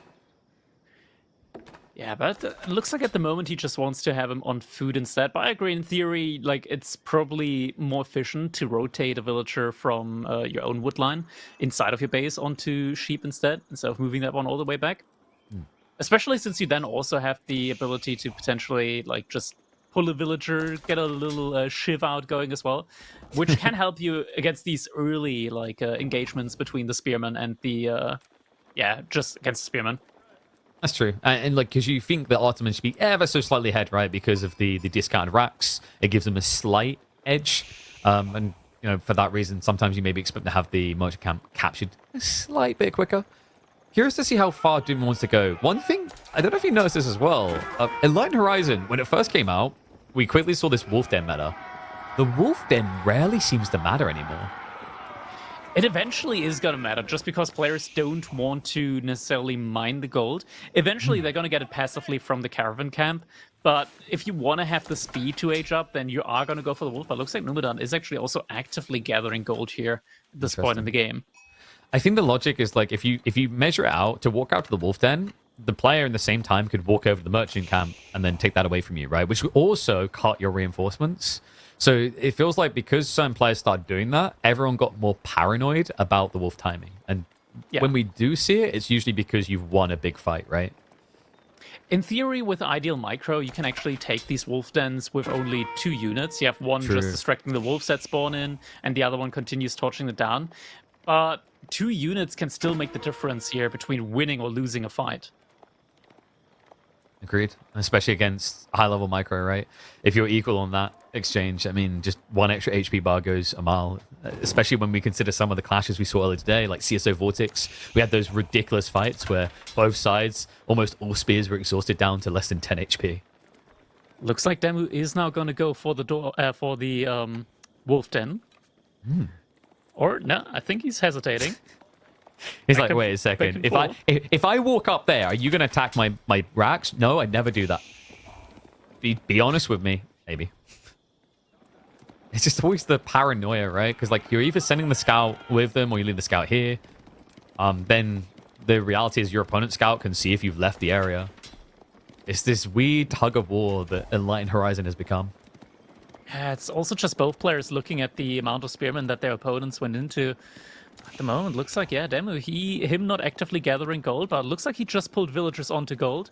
Numadan, the first one now to click to the age up. And then we're at Madressa on the way. Nice for surging into that feudal timing. And, you know, we do often see Sipahi versus Chevalier in this matchup. It's impressive how the premium light cav can somewhat keep up with the heavy cav. Yeah, Sipahi, they're just a different breed, right? Like, they do well against just about everything in the game. Sometimes we even see them taking decent trades up against spearmen. Yep. Just because of how effectively they're able to engage without body blocking onto each other, thanks to their bonus range. Yeah, like, technically, if you micro it perfectly, there's a world in which you can actually just attack without being attacked in return, right? But the cool thing here, spear into Sipahi Chevalier. Well, the Sipahi can attack from behind the spears. The Chevalier have to go forward, right? So there's more vulnerability down the line for DeMu. Time being, though, he's going to keep aggroing. just kind of a stare down here. We're about to get the Imam point, by the way. Yeah, are very close to it, and DeMu, he's already got a couple of spear which are very low. Save on Numadan side, he's definitely going to be able to make the most out of the healing. Means that in these trades, looks like Numadan is going to be able to pull ahead then. Scout though going down, that's actually pretty big. He did just get the Vizier point, and the Imam's on the way. So tech out completes. DeMu, he's going to keep posturing, but the moment he sees those healer boys, I imagine he'll look to run all the way home. Yeah, boys moving forward, and yeah, DeMu, he's going to have to go for something different now. Question is what exactly that's going to be. We still have both of these wolf dens available to play onto. Pilgrims is going to be the choice here for DeMu first. I'm not sure if he even already has an archery range. He's definitely going to need it in a little bit, but he's playing onto both wolf dens, actually. Interesting. He said you can actually do it with a few troopers, and also look at the read. Numadan. It's quite smart actually from DeMu, because if Numadan now goes straight after the merchant camp, you're going to have archers to contest. Now, whether it's going to be quick enough on the timing is the question mark here because of the Imam heal. Yeah, we do have more archers coming in, but the trickling might just be enough here. Double archer range as well, so these are going to be coming in very quickly. And Knights Templar and their wood income is just absolutely insane. Looks like Numadan is actually going to try... DeMu is actually going to pull back his units in order to defend this area. Though honestly, now that he sees that Numadan is respecting the play, more of a reason for him to go for these wolf dens now. Numadan, it's going to be an opening archers, so didn't feel confident about just going straight up into Spahi. We're seeing military schools coming in for Numadan behind all of this. And there you go. Okay, so it's going to be the 111. How many melee schools? Has he got the first one up already? I don't think so, right? Should have at least one since he did spend the starting it's stone. south side of the stone. Yeah, there we go. One has been put up so far. This does slow you down at the beginning, though, right? And this is where, like, DeMu's exploiting the map. We talked about him just going for the wolf dens. He actually came back from that. But he does still at least have the pilgrims now smuggling through. Yeah, and getting the caravan in here, the caravan point, is also pretty big for him. Just getting that little bit of additional map control. And look at the army surge behind this. 11 spear, 12 archers already. In theory, like right now, he can just run onto that that military school and burn it down. There's nothing that Numadan could do about that. I think the will one also thing... idle out the archer range. There we go. I was about to say, the one thing that Doom is missing is the blacksmith time, is he's hauling a lot of gold. He did get the wood in the end, so Steeled Arrow's on the way. A little bit slower than Numadan's timing, mind you. But a lot of active gathering, right? I wouldn't be surprised if he's considering adding 1 or 2 Chevalier just to kind of absorb in these fights. He's being hesitant right now. I don't think he can really believe just how few archers Numadan has out at the moment. Because if he knew, like right now, this would be the moment to just go for a check play there. Yeah, checkmate immediately. Okay, so also, if we check Numadan's food, has he exhausted all the sheep already? Because that's the big thing about this map. You go that Imam play, it gets you a big edge, but that means you don't have the extra sheep play. Okay, so you've still got someone to work with. Yeah, he's a 10. Yeah, and his the food income was address all the time. Yeah, but judging by his food income, it means he doesn't want to go Sapahi at all. Then he remacroed a lot into spamming out archers. DeMu continues pumping out the archers behind this. And Numadan, he stopped gathering gold because this idle time. He doesn't have undermesh on the way. Yeah, does have a matter though. So attack speed definitely will be on his side there. Now he needs to be very careful about trying to keep his imams alive. Sapai is trying to scout for any of these pilgrims that are making their way out. Numudan, he is actually... He is not... Okay, it looked for a second like Sapai was going to let the pilgrim go through. Fortitude's coming in as he well. is anyway. Oh, yeah! Oh, wow. He gets him. He gets the gold. Oh, so close. And DeMu is starting to macro up a bit. Do you just see his win condition as just like suffocating him in the base and play for the fast, like semi-fast castle timing? Might be. Like right now, DeMu, he's just been posturing for quite a while here and keeping Numadan inside of his base. The archer count is just absolutely massive, and now we're seeing the switch up into the cavalry, double stables coming in. And this is the point in time where DeMu can finally start spending all of the gold that he has.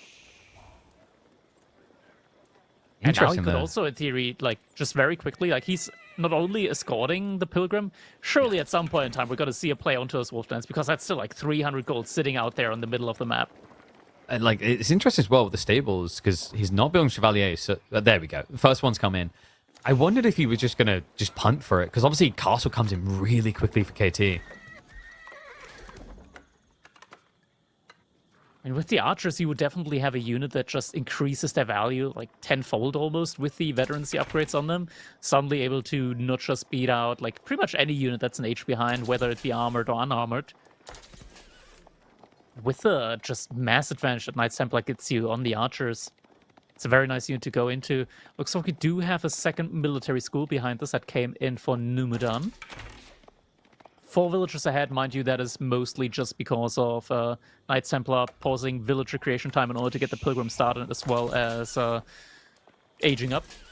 Yeah, and I think the one worker kill was just a Pilgrim. Yes. That actually counted.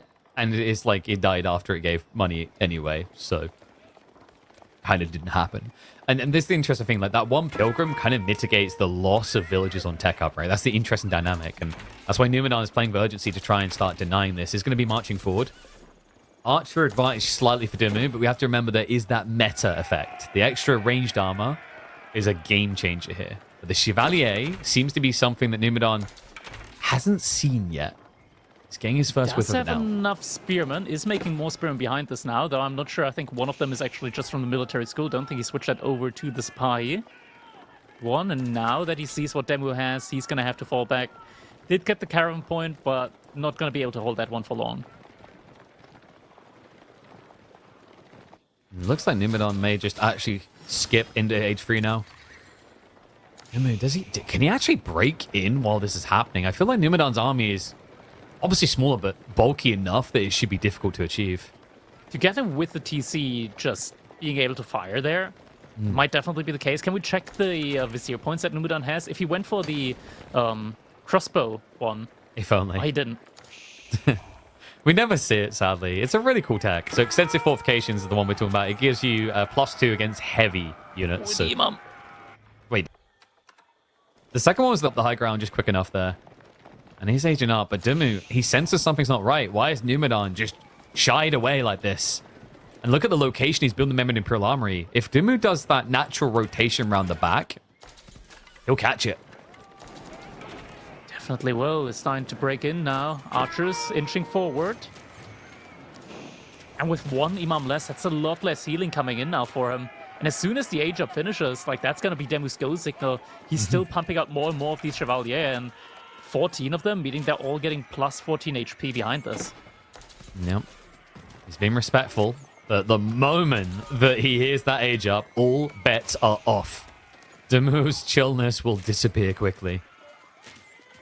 The archers are at least getting healed, so not quite one-hitting all the time here for DeMu, but the age up now complete. DeMu, he's not far off of Castle himself. Temptation's setting in. He will not commit to the dive. It looks like he's just going to use the Chevalier, you know, to find some raids. Does still have that caravan point. I mean, these like points of interest, they are quite valuable when it comes to the income overall. And with the next Pilgrim that's going to connect to the Sacred Site, is going to have enough resources for the age up. I'm always worried, though, in this situation. Just giving Ottomans a little bit too much time. Yeah. It feels so risky. Veterancy coming in on the archers as well. I mean, DeMu, he has at least got a lot of breathing room as he's looking to age up, but the concern is he needs to wait 45, then he needs to wait another minute to get veterancy. Numudan, he's showing a lot of respect. Like, he's a little bit hesitant. He's like, okay, is he just baiting me into a false sense of security here so I can walk out? He's not. DeMu is going to be Angevin Empire coming in, so that's going to give him that chunky front line. Have you been noticing this? We've been seeing a move more and more towards the spearmen and more away from the Genoese now. I think this is a matchup-specific one as well, because the spearmen are quite tanky up against the Sipahi there as well. Yeah. And there's something that you like kind of have to go for, I want to say. They also have a lot more HP.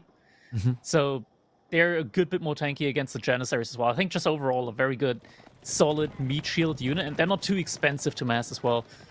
And most importantly, like, once you get a fortress up with the Ancient Empire, they're so difficult to take down. 30% more HP. It's like having court architects already in Castle Age. And then you go into Imperial Age and get court architects, and yeah, all of a sudden everyone hates playing against you. It's interesting. I've seen it just take over entirely on water maps for obvious reasons, right? Like things like Kawasan comes to mind. Like the flood point is absurd. But yeah, even on land here, like in this matchup, I agree. Not just the spy, but also like Janissaries are low base, fast attack speed, right? So mitigating like what, about 25% of the damage, close to, pretty powerful on a more tanky spear.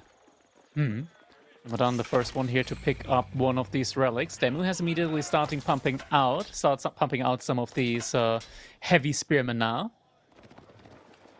So it looks like this is going to be the prime army composition that he will want to go for. Veterancy upgrades also soon coming in. Chevalier already completed for him. But the first Mangonel will arrive soon as well. Yeah, I do like this from DeMu though, because it keeps your opponent off of Janissaries, and that's kind of important considering you've been spamming Chevalier. Pretty good against even the crossbows incoming. It ticks a lot of boxes, and we have to remember this is like one of Knights Templar's best units to be able to justify because of how good the wood gathering rate is. More heavy spearmen coming in now. DeMu, he does currently have a significant army lead. Numudan now also switching into Masapahi with his military schools, but they are going to take quite a while to come out. Yeah. I mean, he's stockpiling as well. Numudan's doing the classic thing that Ottoman players do once they've reached age 3. It's like, oh, why not just one more number? I mean, it's not that expensive, right? Numadan, I think the next fight that he takes has to be inside of a choke point, inside of his base, just for the maximum value of the Mangonel. I think it's very dangerous for him to try and take this fight out in the open in front of his base. DeMu is looking for outside the base. He spreads wide. Starts to charge in. Janissary count is up to 12 already. Mango shot's going to come out of the archers. And not actually target firing onto that back line yet. They're just trying to clear the spears. The Chevalier are starting to leak in. There's also heavy spearmen in the composition, which makes it a little bit more difficult for Numadan to get the clear targets. So all cav is gone, but the heavy spears are still here, and they take a lot longer to kill. Meanwhile, archers are the counterplay against the Jani Archer formation. DeMu's going to keep sticking to the fight. Now, there is still the Mango plus the meta effect, so I think DeMu might have to slow down and come again.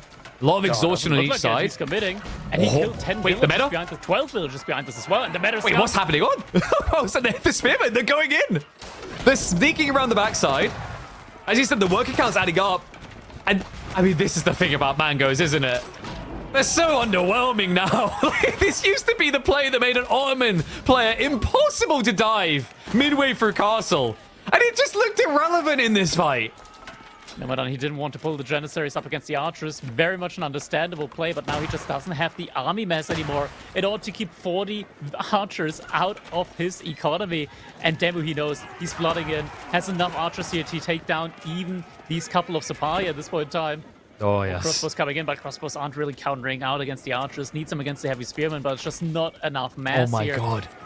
The timing as well, Crackety. Like, look at the mini-map and what just happened. DeMu had to run all the way out the base when this was happening. This was when his economy was weak. I think it's the only reason we're not seeing Numadan roll over and just play dead is DeMu doesn't have a constant wave following this up. There's a gap, a pause. But even with that pause, as you highlight the Janissaries, the limited archers, like, this is an impossible fight for Numadan to win right now. I mean, the Sapar here basically getting one hit by archers upon spawn.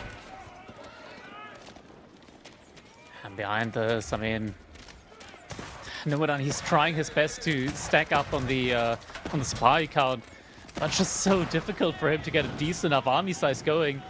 DeMu, he's just kind of chilling outside of his base right now because he knows, like, there's nowhere else for Numadan to go. Resource-wise, he's getting starved out completely. If he pushes him in a weird formation, Numadan's going to get seen. I think he's gathering berries just to the south side here. So if DeMu gets a whiff of that... He lost villagers there earlier as well. I mean, I was surprised, considering he killed somebody on that, DeMu didn't go back over, but he's fixated on this. He just keeps pressing in. He has got his gathering back fully online. And the Sipahi, they're starting to take 2 hits to die. I guess that's the positive. The negative is we've got heavy spears again. These guys are so tanky. Yeah, the crossbows need to do the job there, but whenever you're like at the front with the crossbows, they're just getting focused down by the archers, and David just continues flooding in now. I think now he's had enough. I think now he wants to go for the remaining infantry there, but Sipahi is still coming out in droves. Yep, they come from 3 different locations. Yeah, I think DeMu, he needed to wait for extra heavy spearmen.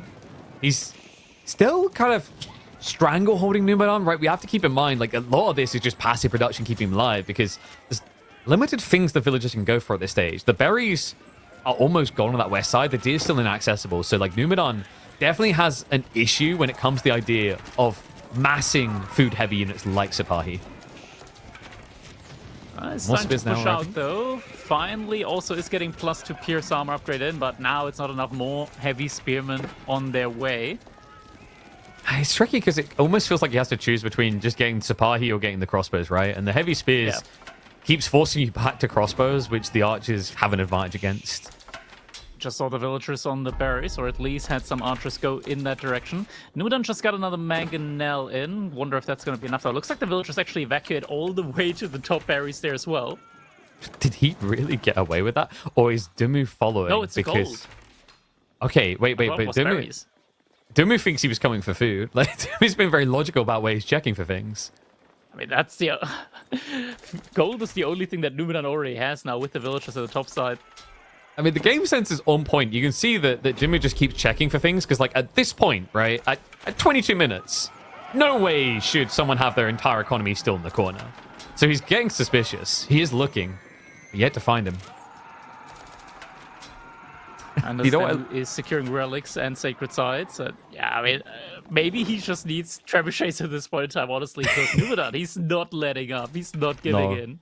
You know what's, like, it's interesting. This map, when you get to the mid-game, it kind of feels like a game of battleships, right? Because you know someone's going to have to come out and sneak for these resources. And this wide flank and the closeness of the main base, we see these type of sneak outs quite frequently.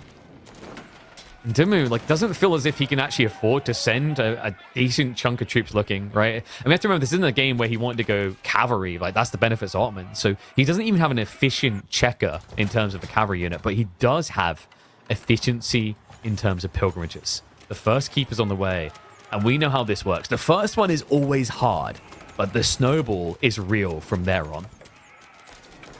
It is every single fortress. Basically, it's 130 gold per minute for every fortress that you get. And yeah, so they're just gonna pay off. Well, a little bit slowly, but it's continuous, and it just provides you so much presence on the map as well. It's also the follow-up of things like the treasure towers, right? Like when you've got your hands on mass relics, of which he is definitely going to have 4 relics soon for DeMu. I wonder, does he even just build the monastery out on the first keep so he can maximize it? Yeah, he does. There you go. Powerful play. So reminder, the treasure towers is going to buff the amount of gold you get by 20% from the sacred sites nearby, from the pilgrims, if they're in range of it as well, and then also any relics that are garrisoned in range of the fortress. So it's risky doing this play, but when you have this much map control, the payoff well outweighs the risk. And now we're getting, I mean, we're up to 28 heavy spearmen. Numadan managed to get a good amount of his own crossbows out, though. And look at that, DeMu actually walling in. DeMu walling in Numadan here inside the space. Honestly, at this point in time, just get trebuchets and fire over the cliff. No. You got to get fancy with it. You got to build a fortress there, and then you got to put your archers on top of the wall, Crackety. Build the fortress, go Imperial Age, get the trebuchet on the fortress. Yep. And then also with the archers, you get the bowstrings. So then you've got the extra range from the fortress, the extra range from the wall, the extra range from the bowstrings. Your opponent just can't hit you. I mean, you mean Imperial. He's going to be going Imperial, by the way. And, like, this is a funny matchup, actually. This is one of the matchups where Venetians is really good. It is. Just getting all of those, like, very, very quick-moving condottieri. Like, they are so strong, especially since they get buffed. Now they also have a good amount of armor, so archers aren't really going to do too much against them anymore. And also their resistance against gunpowder has been significantly improved. I think it's either 30, 35%. It's a lot, and they have decent armor. They don't have, like, a heavy tag. The other interesting thing with condottieri is this... Oh, they do? have heavy- Okay, they do have okay, I heavy thought they got tanks, so changed. crossbows do damage. So, but the interesting thing is Janissaries, right? Because like Janissaries are lower base damage anyway, and you already have natural armor. Yeah. They are more glass canny, so you melt them. And my favorite one is that Condottiero gets triple damage against Great Bombards. Because they get the siege tag and the gunpowder tag. Yeah. It's a crazy unit. It's pretty massive. You know what's the funny thing is like when I don't know if you felt this as well. I feel like most people just thought the Condottiero was a meme. I'll admit I thought as well when Knights Templar first came out. It looked like by far the most underwhelming unit choice. They are very similar to their AoE2 counterpart. I think in AoE4, with the more in-depth counter system that we have with bonus damages and whatnot, just being a lot more present on units, it's and just the percentage potential as well. The implementation in AoE4 just feels so much better. It's also so like, unique because it's like the only unit in the game that only costs gold. Yes, that's another unique thing, Next to the especially road. with like the mass fortress build.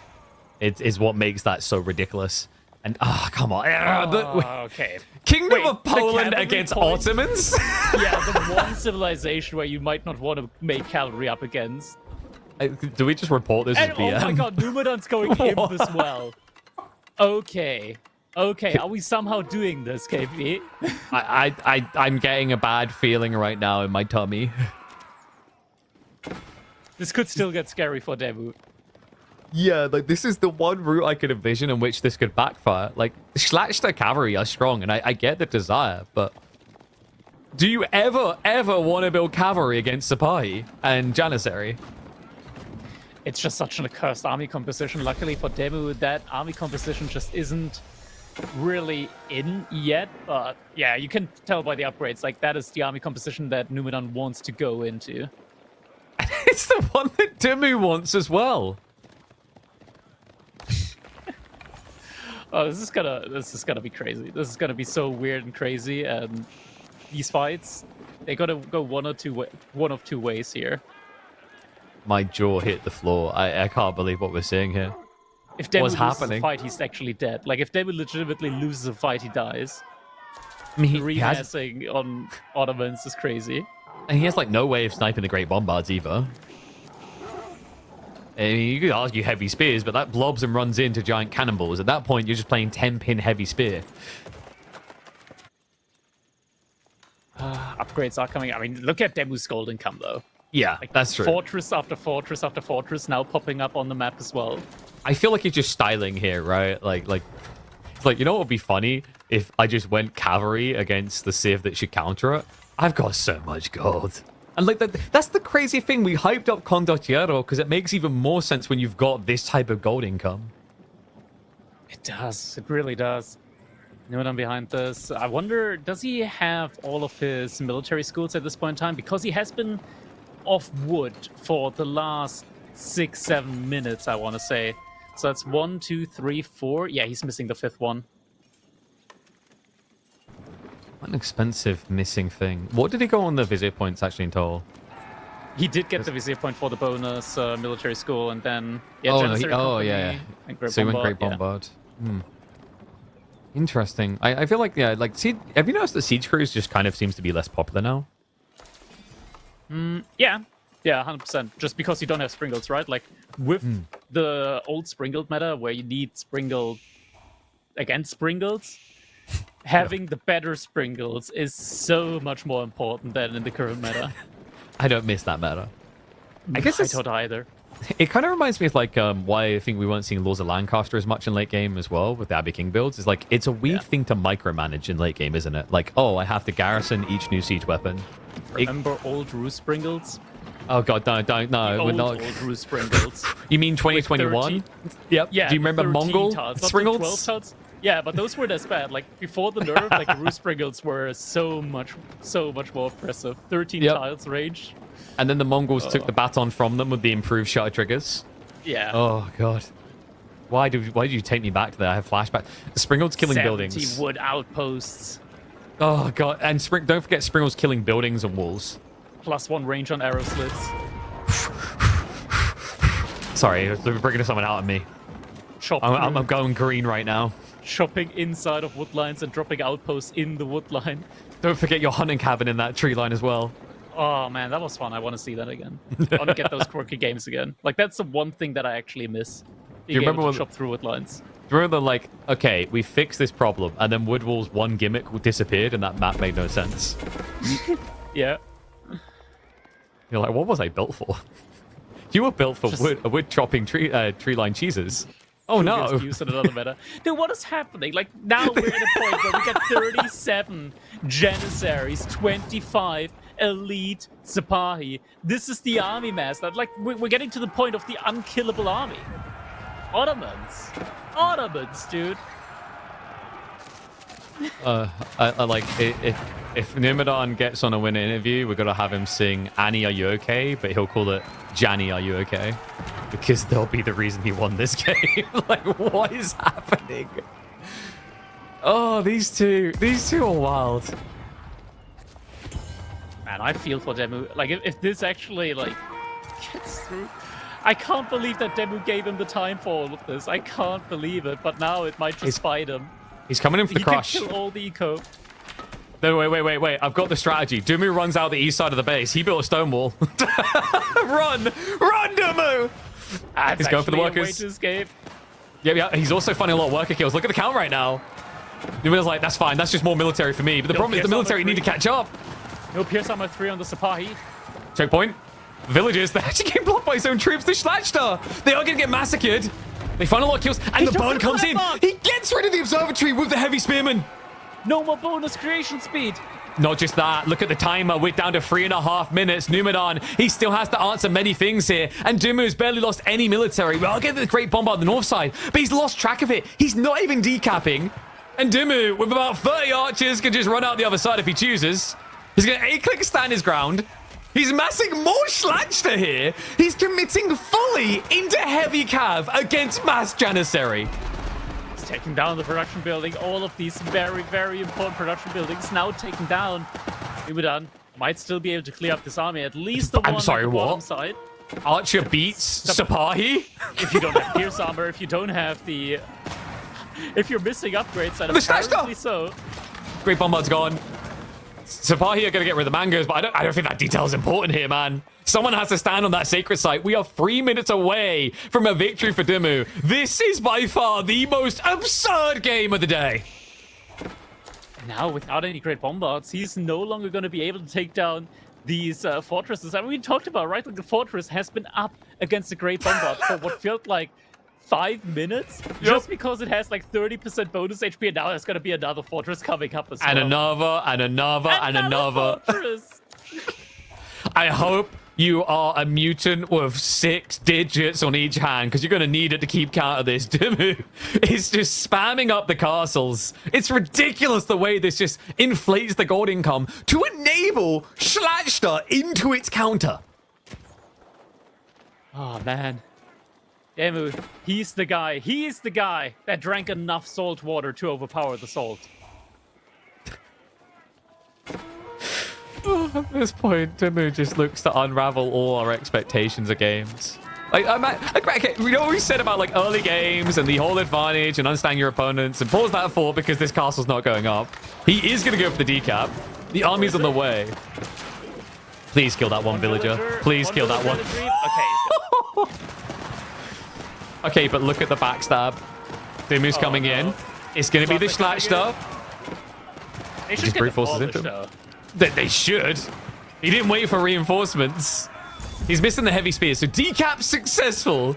This game not over yet, but I don't even want to look at this base anymore. What is that? Yeah, it's one of the games of all time, isn't it? And especially even more so, like Numadan at this rate could easily be 0 economy. Just look at where they all are. If you just go south of this, it's the full villager line. But instead, we're going to focus on the Schlachter fight because they're beating the Janissaries to death. DeMu takes him out in the most absurd of fashions.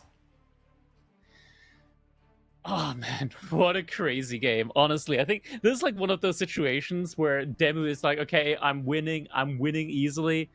I'm going to move back. Let me just move back. I'm gonna give my this. opponent a chance.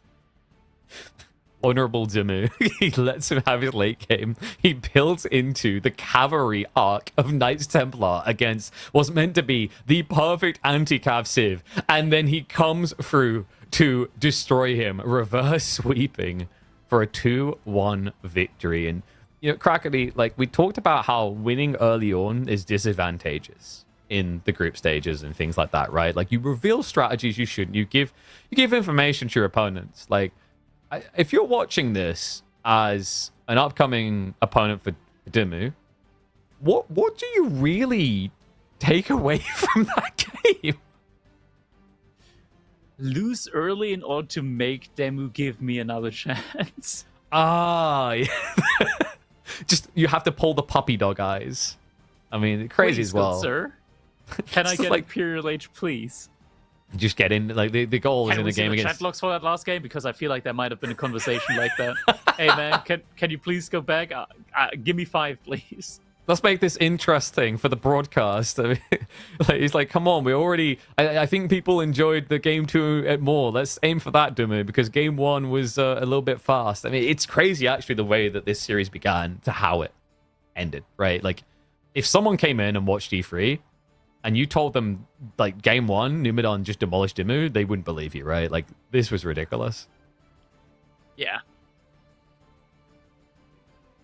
Oh man, what a crazy one. We were not going to let him go away this evening without talking about that last set. Welcome back. I'm joined by the wonderful DeMu.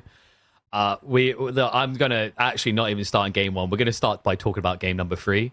Run me through what was running through your brain in that one, because for us, sitting here, we were losing our mind in the casting booth. Yeah.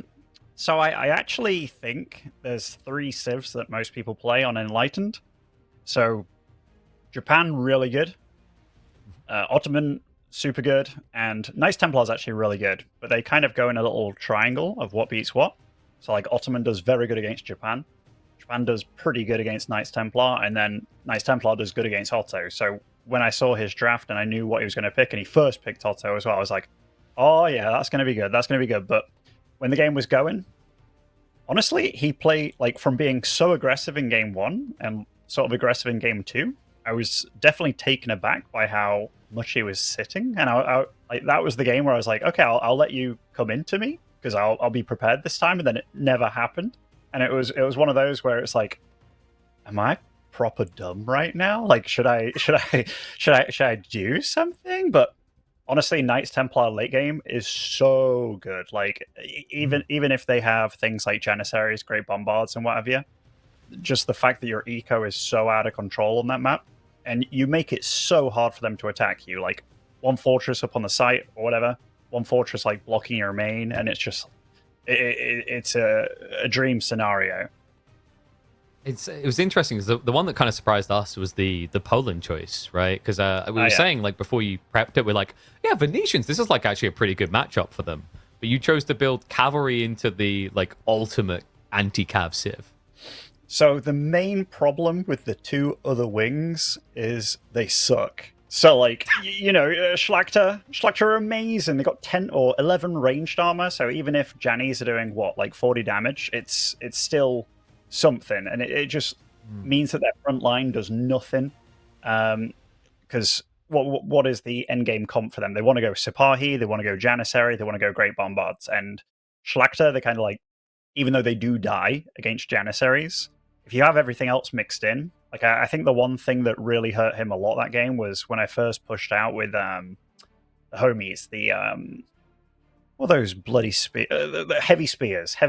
I think that caught him totally off guard, and I realized very quickly on that it felt like upgrade wise I was just ahead, and kept having more archers. And right now, Age of Empires is definitely Age of Archers, like in a lot of ways. So as soon as he was having a smaller army than what I thought, and also like skipping Janissaries, and sort of made sense because I had a lot of spears early on, but yeah, weird arse game. And also getting his imams early on was really good. But yeah, the eco of that civ on an archer map, and it is very much an archer map. It's really tough. How have you been prepping for this, by the way? How's the prep been going? Because obviously, you put a lot of hours in streaming. Like, have you found ample time to scrim to prep for those deep runs this time? Nope. But I'll be super honest. I've been going through a lot of shit recently, like a lot of shit in the real life. So I'm just happy to be doing even qualifying, to be honest, because before I felt that I'm like around the top 10-ish. Right now I feel like maybe about like top 40. Like I feel very rough. I even my MMR as well on ladder. Like I from like a day-to-day basis, I go up and down like 400 or so, and today was one of those where I lost 400. But yeah, I feel that Numadan stepped up a bit for sure, because I saw he took a map off Louis, and that was a long one. Like I was sat there and I'm like, oh, I'll tune into a little bit of Numadan and Louis, like see how it goes. And freaking hour and 10 minutes later, I'm like, God damn it, Numu. God damn it, Louis. But no, in general, I feel like the meta, I'm looking forward to when deer pushing stops, because I think one thing that's always been my strength is knowing how to be greedy but walk in the fine line, whereas deer pushing kind of removes that idea. It just means that everybody's equally as greedy and you're very safe doing it, and it's not quite my forte. So the fact that I managed to get a win here, I'm quite happy, and also very much looking forward to this patch. And I think, correct me if I'm wrong, actually it might flip. Did you get Louis MT potentially next round, or is it Marine Lord /B? Oh, do I get one of those? I think I'd have to double check. Sometimes it flips, right, and you're at the bottom of the bracket. So I think it's either Marine Lord B or Louis MT Wham. I mean, what I was going to hit on is like Numadan versus you into potentially DeMu versus Louis MT. Like, you might just actually be on course to have like the potentially the longest series back to back of the entire tournament. I mean, honestly, I think if I go up against any one of those names you mentioned, I'm probably going to get absolutely bent over. But yeah, I'm going to try my absolute best. Again, like I really love these tournaments, like very much so. But with the patch notes coming out, and I've known about the patch for a little bit, so a lot of my practice has been without all this deer malarkey, and I do really, I'm just looking forward to the experience at this point, because excited to rediscover by the sound. Yeah, right? Yeah, exactly. Because you go up against Mongol, it's like bloody hell, it's going to be this, right? And there's some stuff that you can't stop; you have to let it happen. But overall, I'm happy that this series against Numadan didn't go forever, because he's one of those guys that he makes these impossibly long games happen. And yeah, whoever's next, I don't think they can take me too lightly, even though I'm talking all this mad shit about myself. Yeah, I'm just looking forward to whatever comes. Hey, mate, that sounds like I'm excited to see what you can do next. And also, we were talking about how, like, early rounds, you give things over to your opponent that you don't want to. I think that last game, like, they just shot the notepad halfway through. It's like, this guy's crazy. So you've got that going for you. And I'm excited to see how it goes next. Congrats on the win, DeMu. And I'm sure we'll talk again soon. Thank you very much. Good night, everybody. Have a good day. And remember, subscribe to EGC.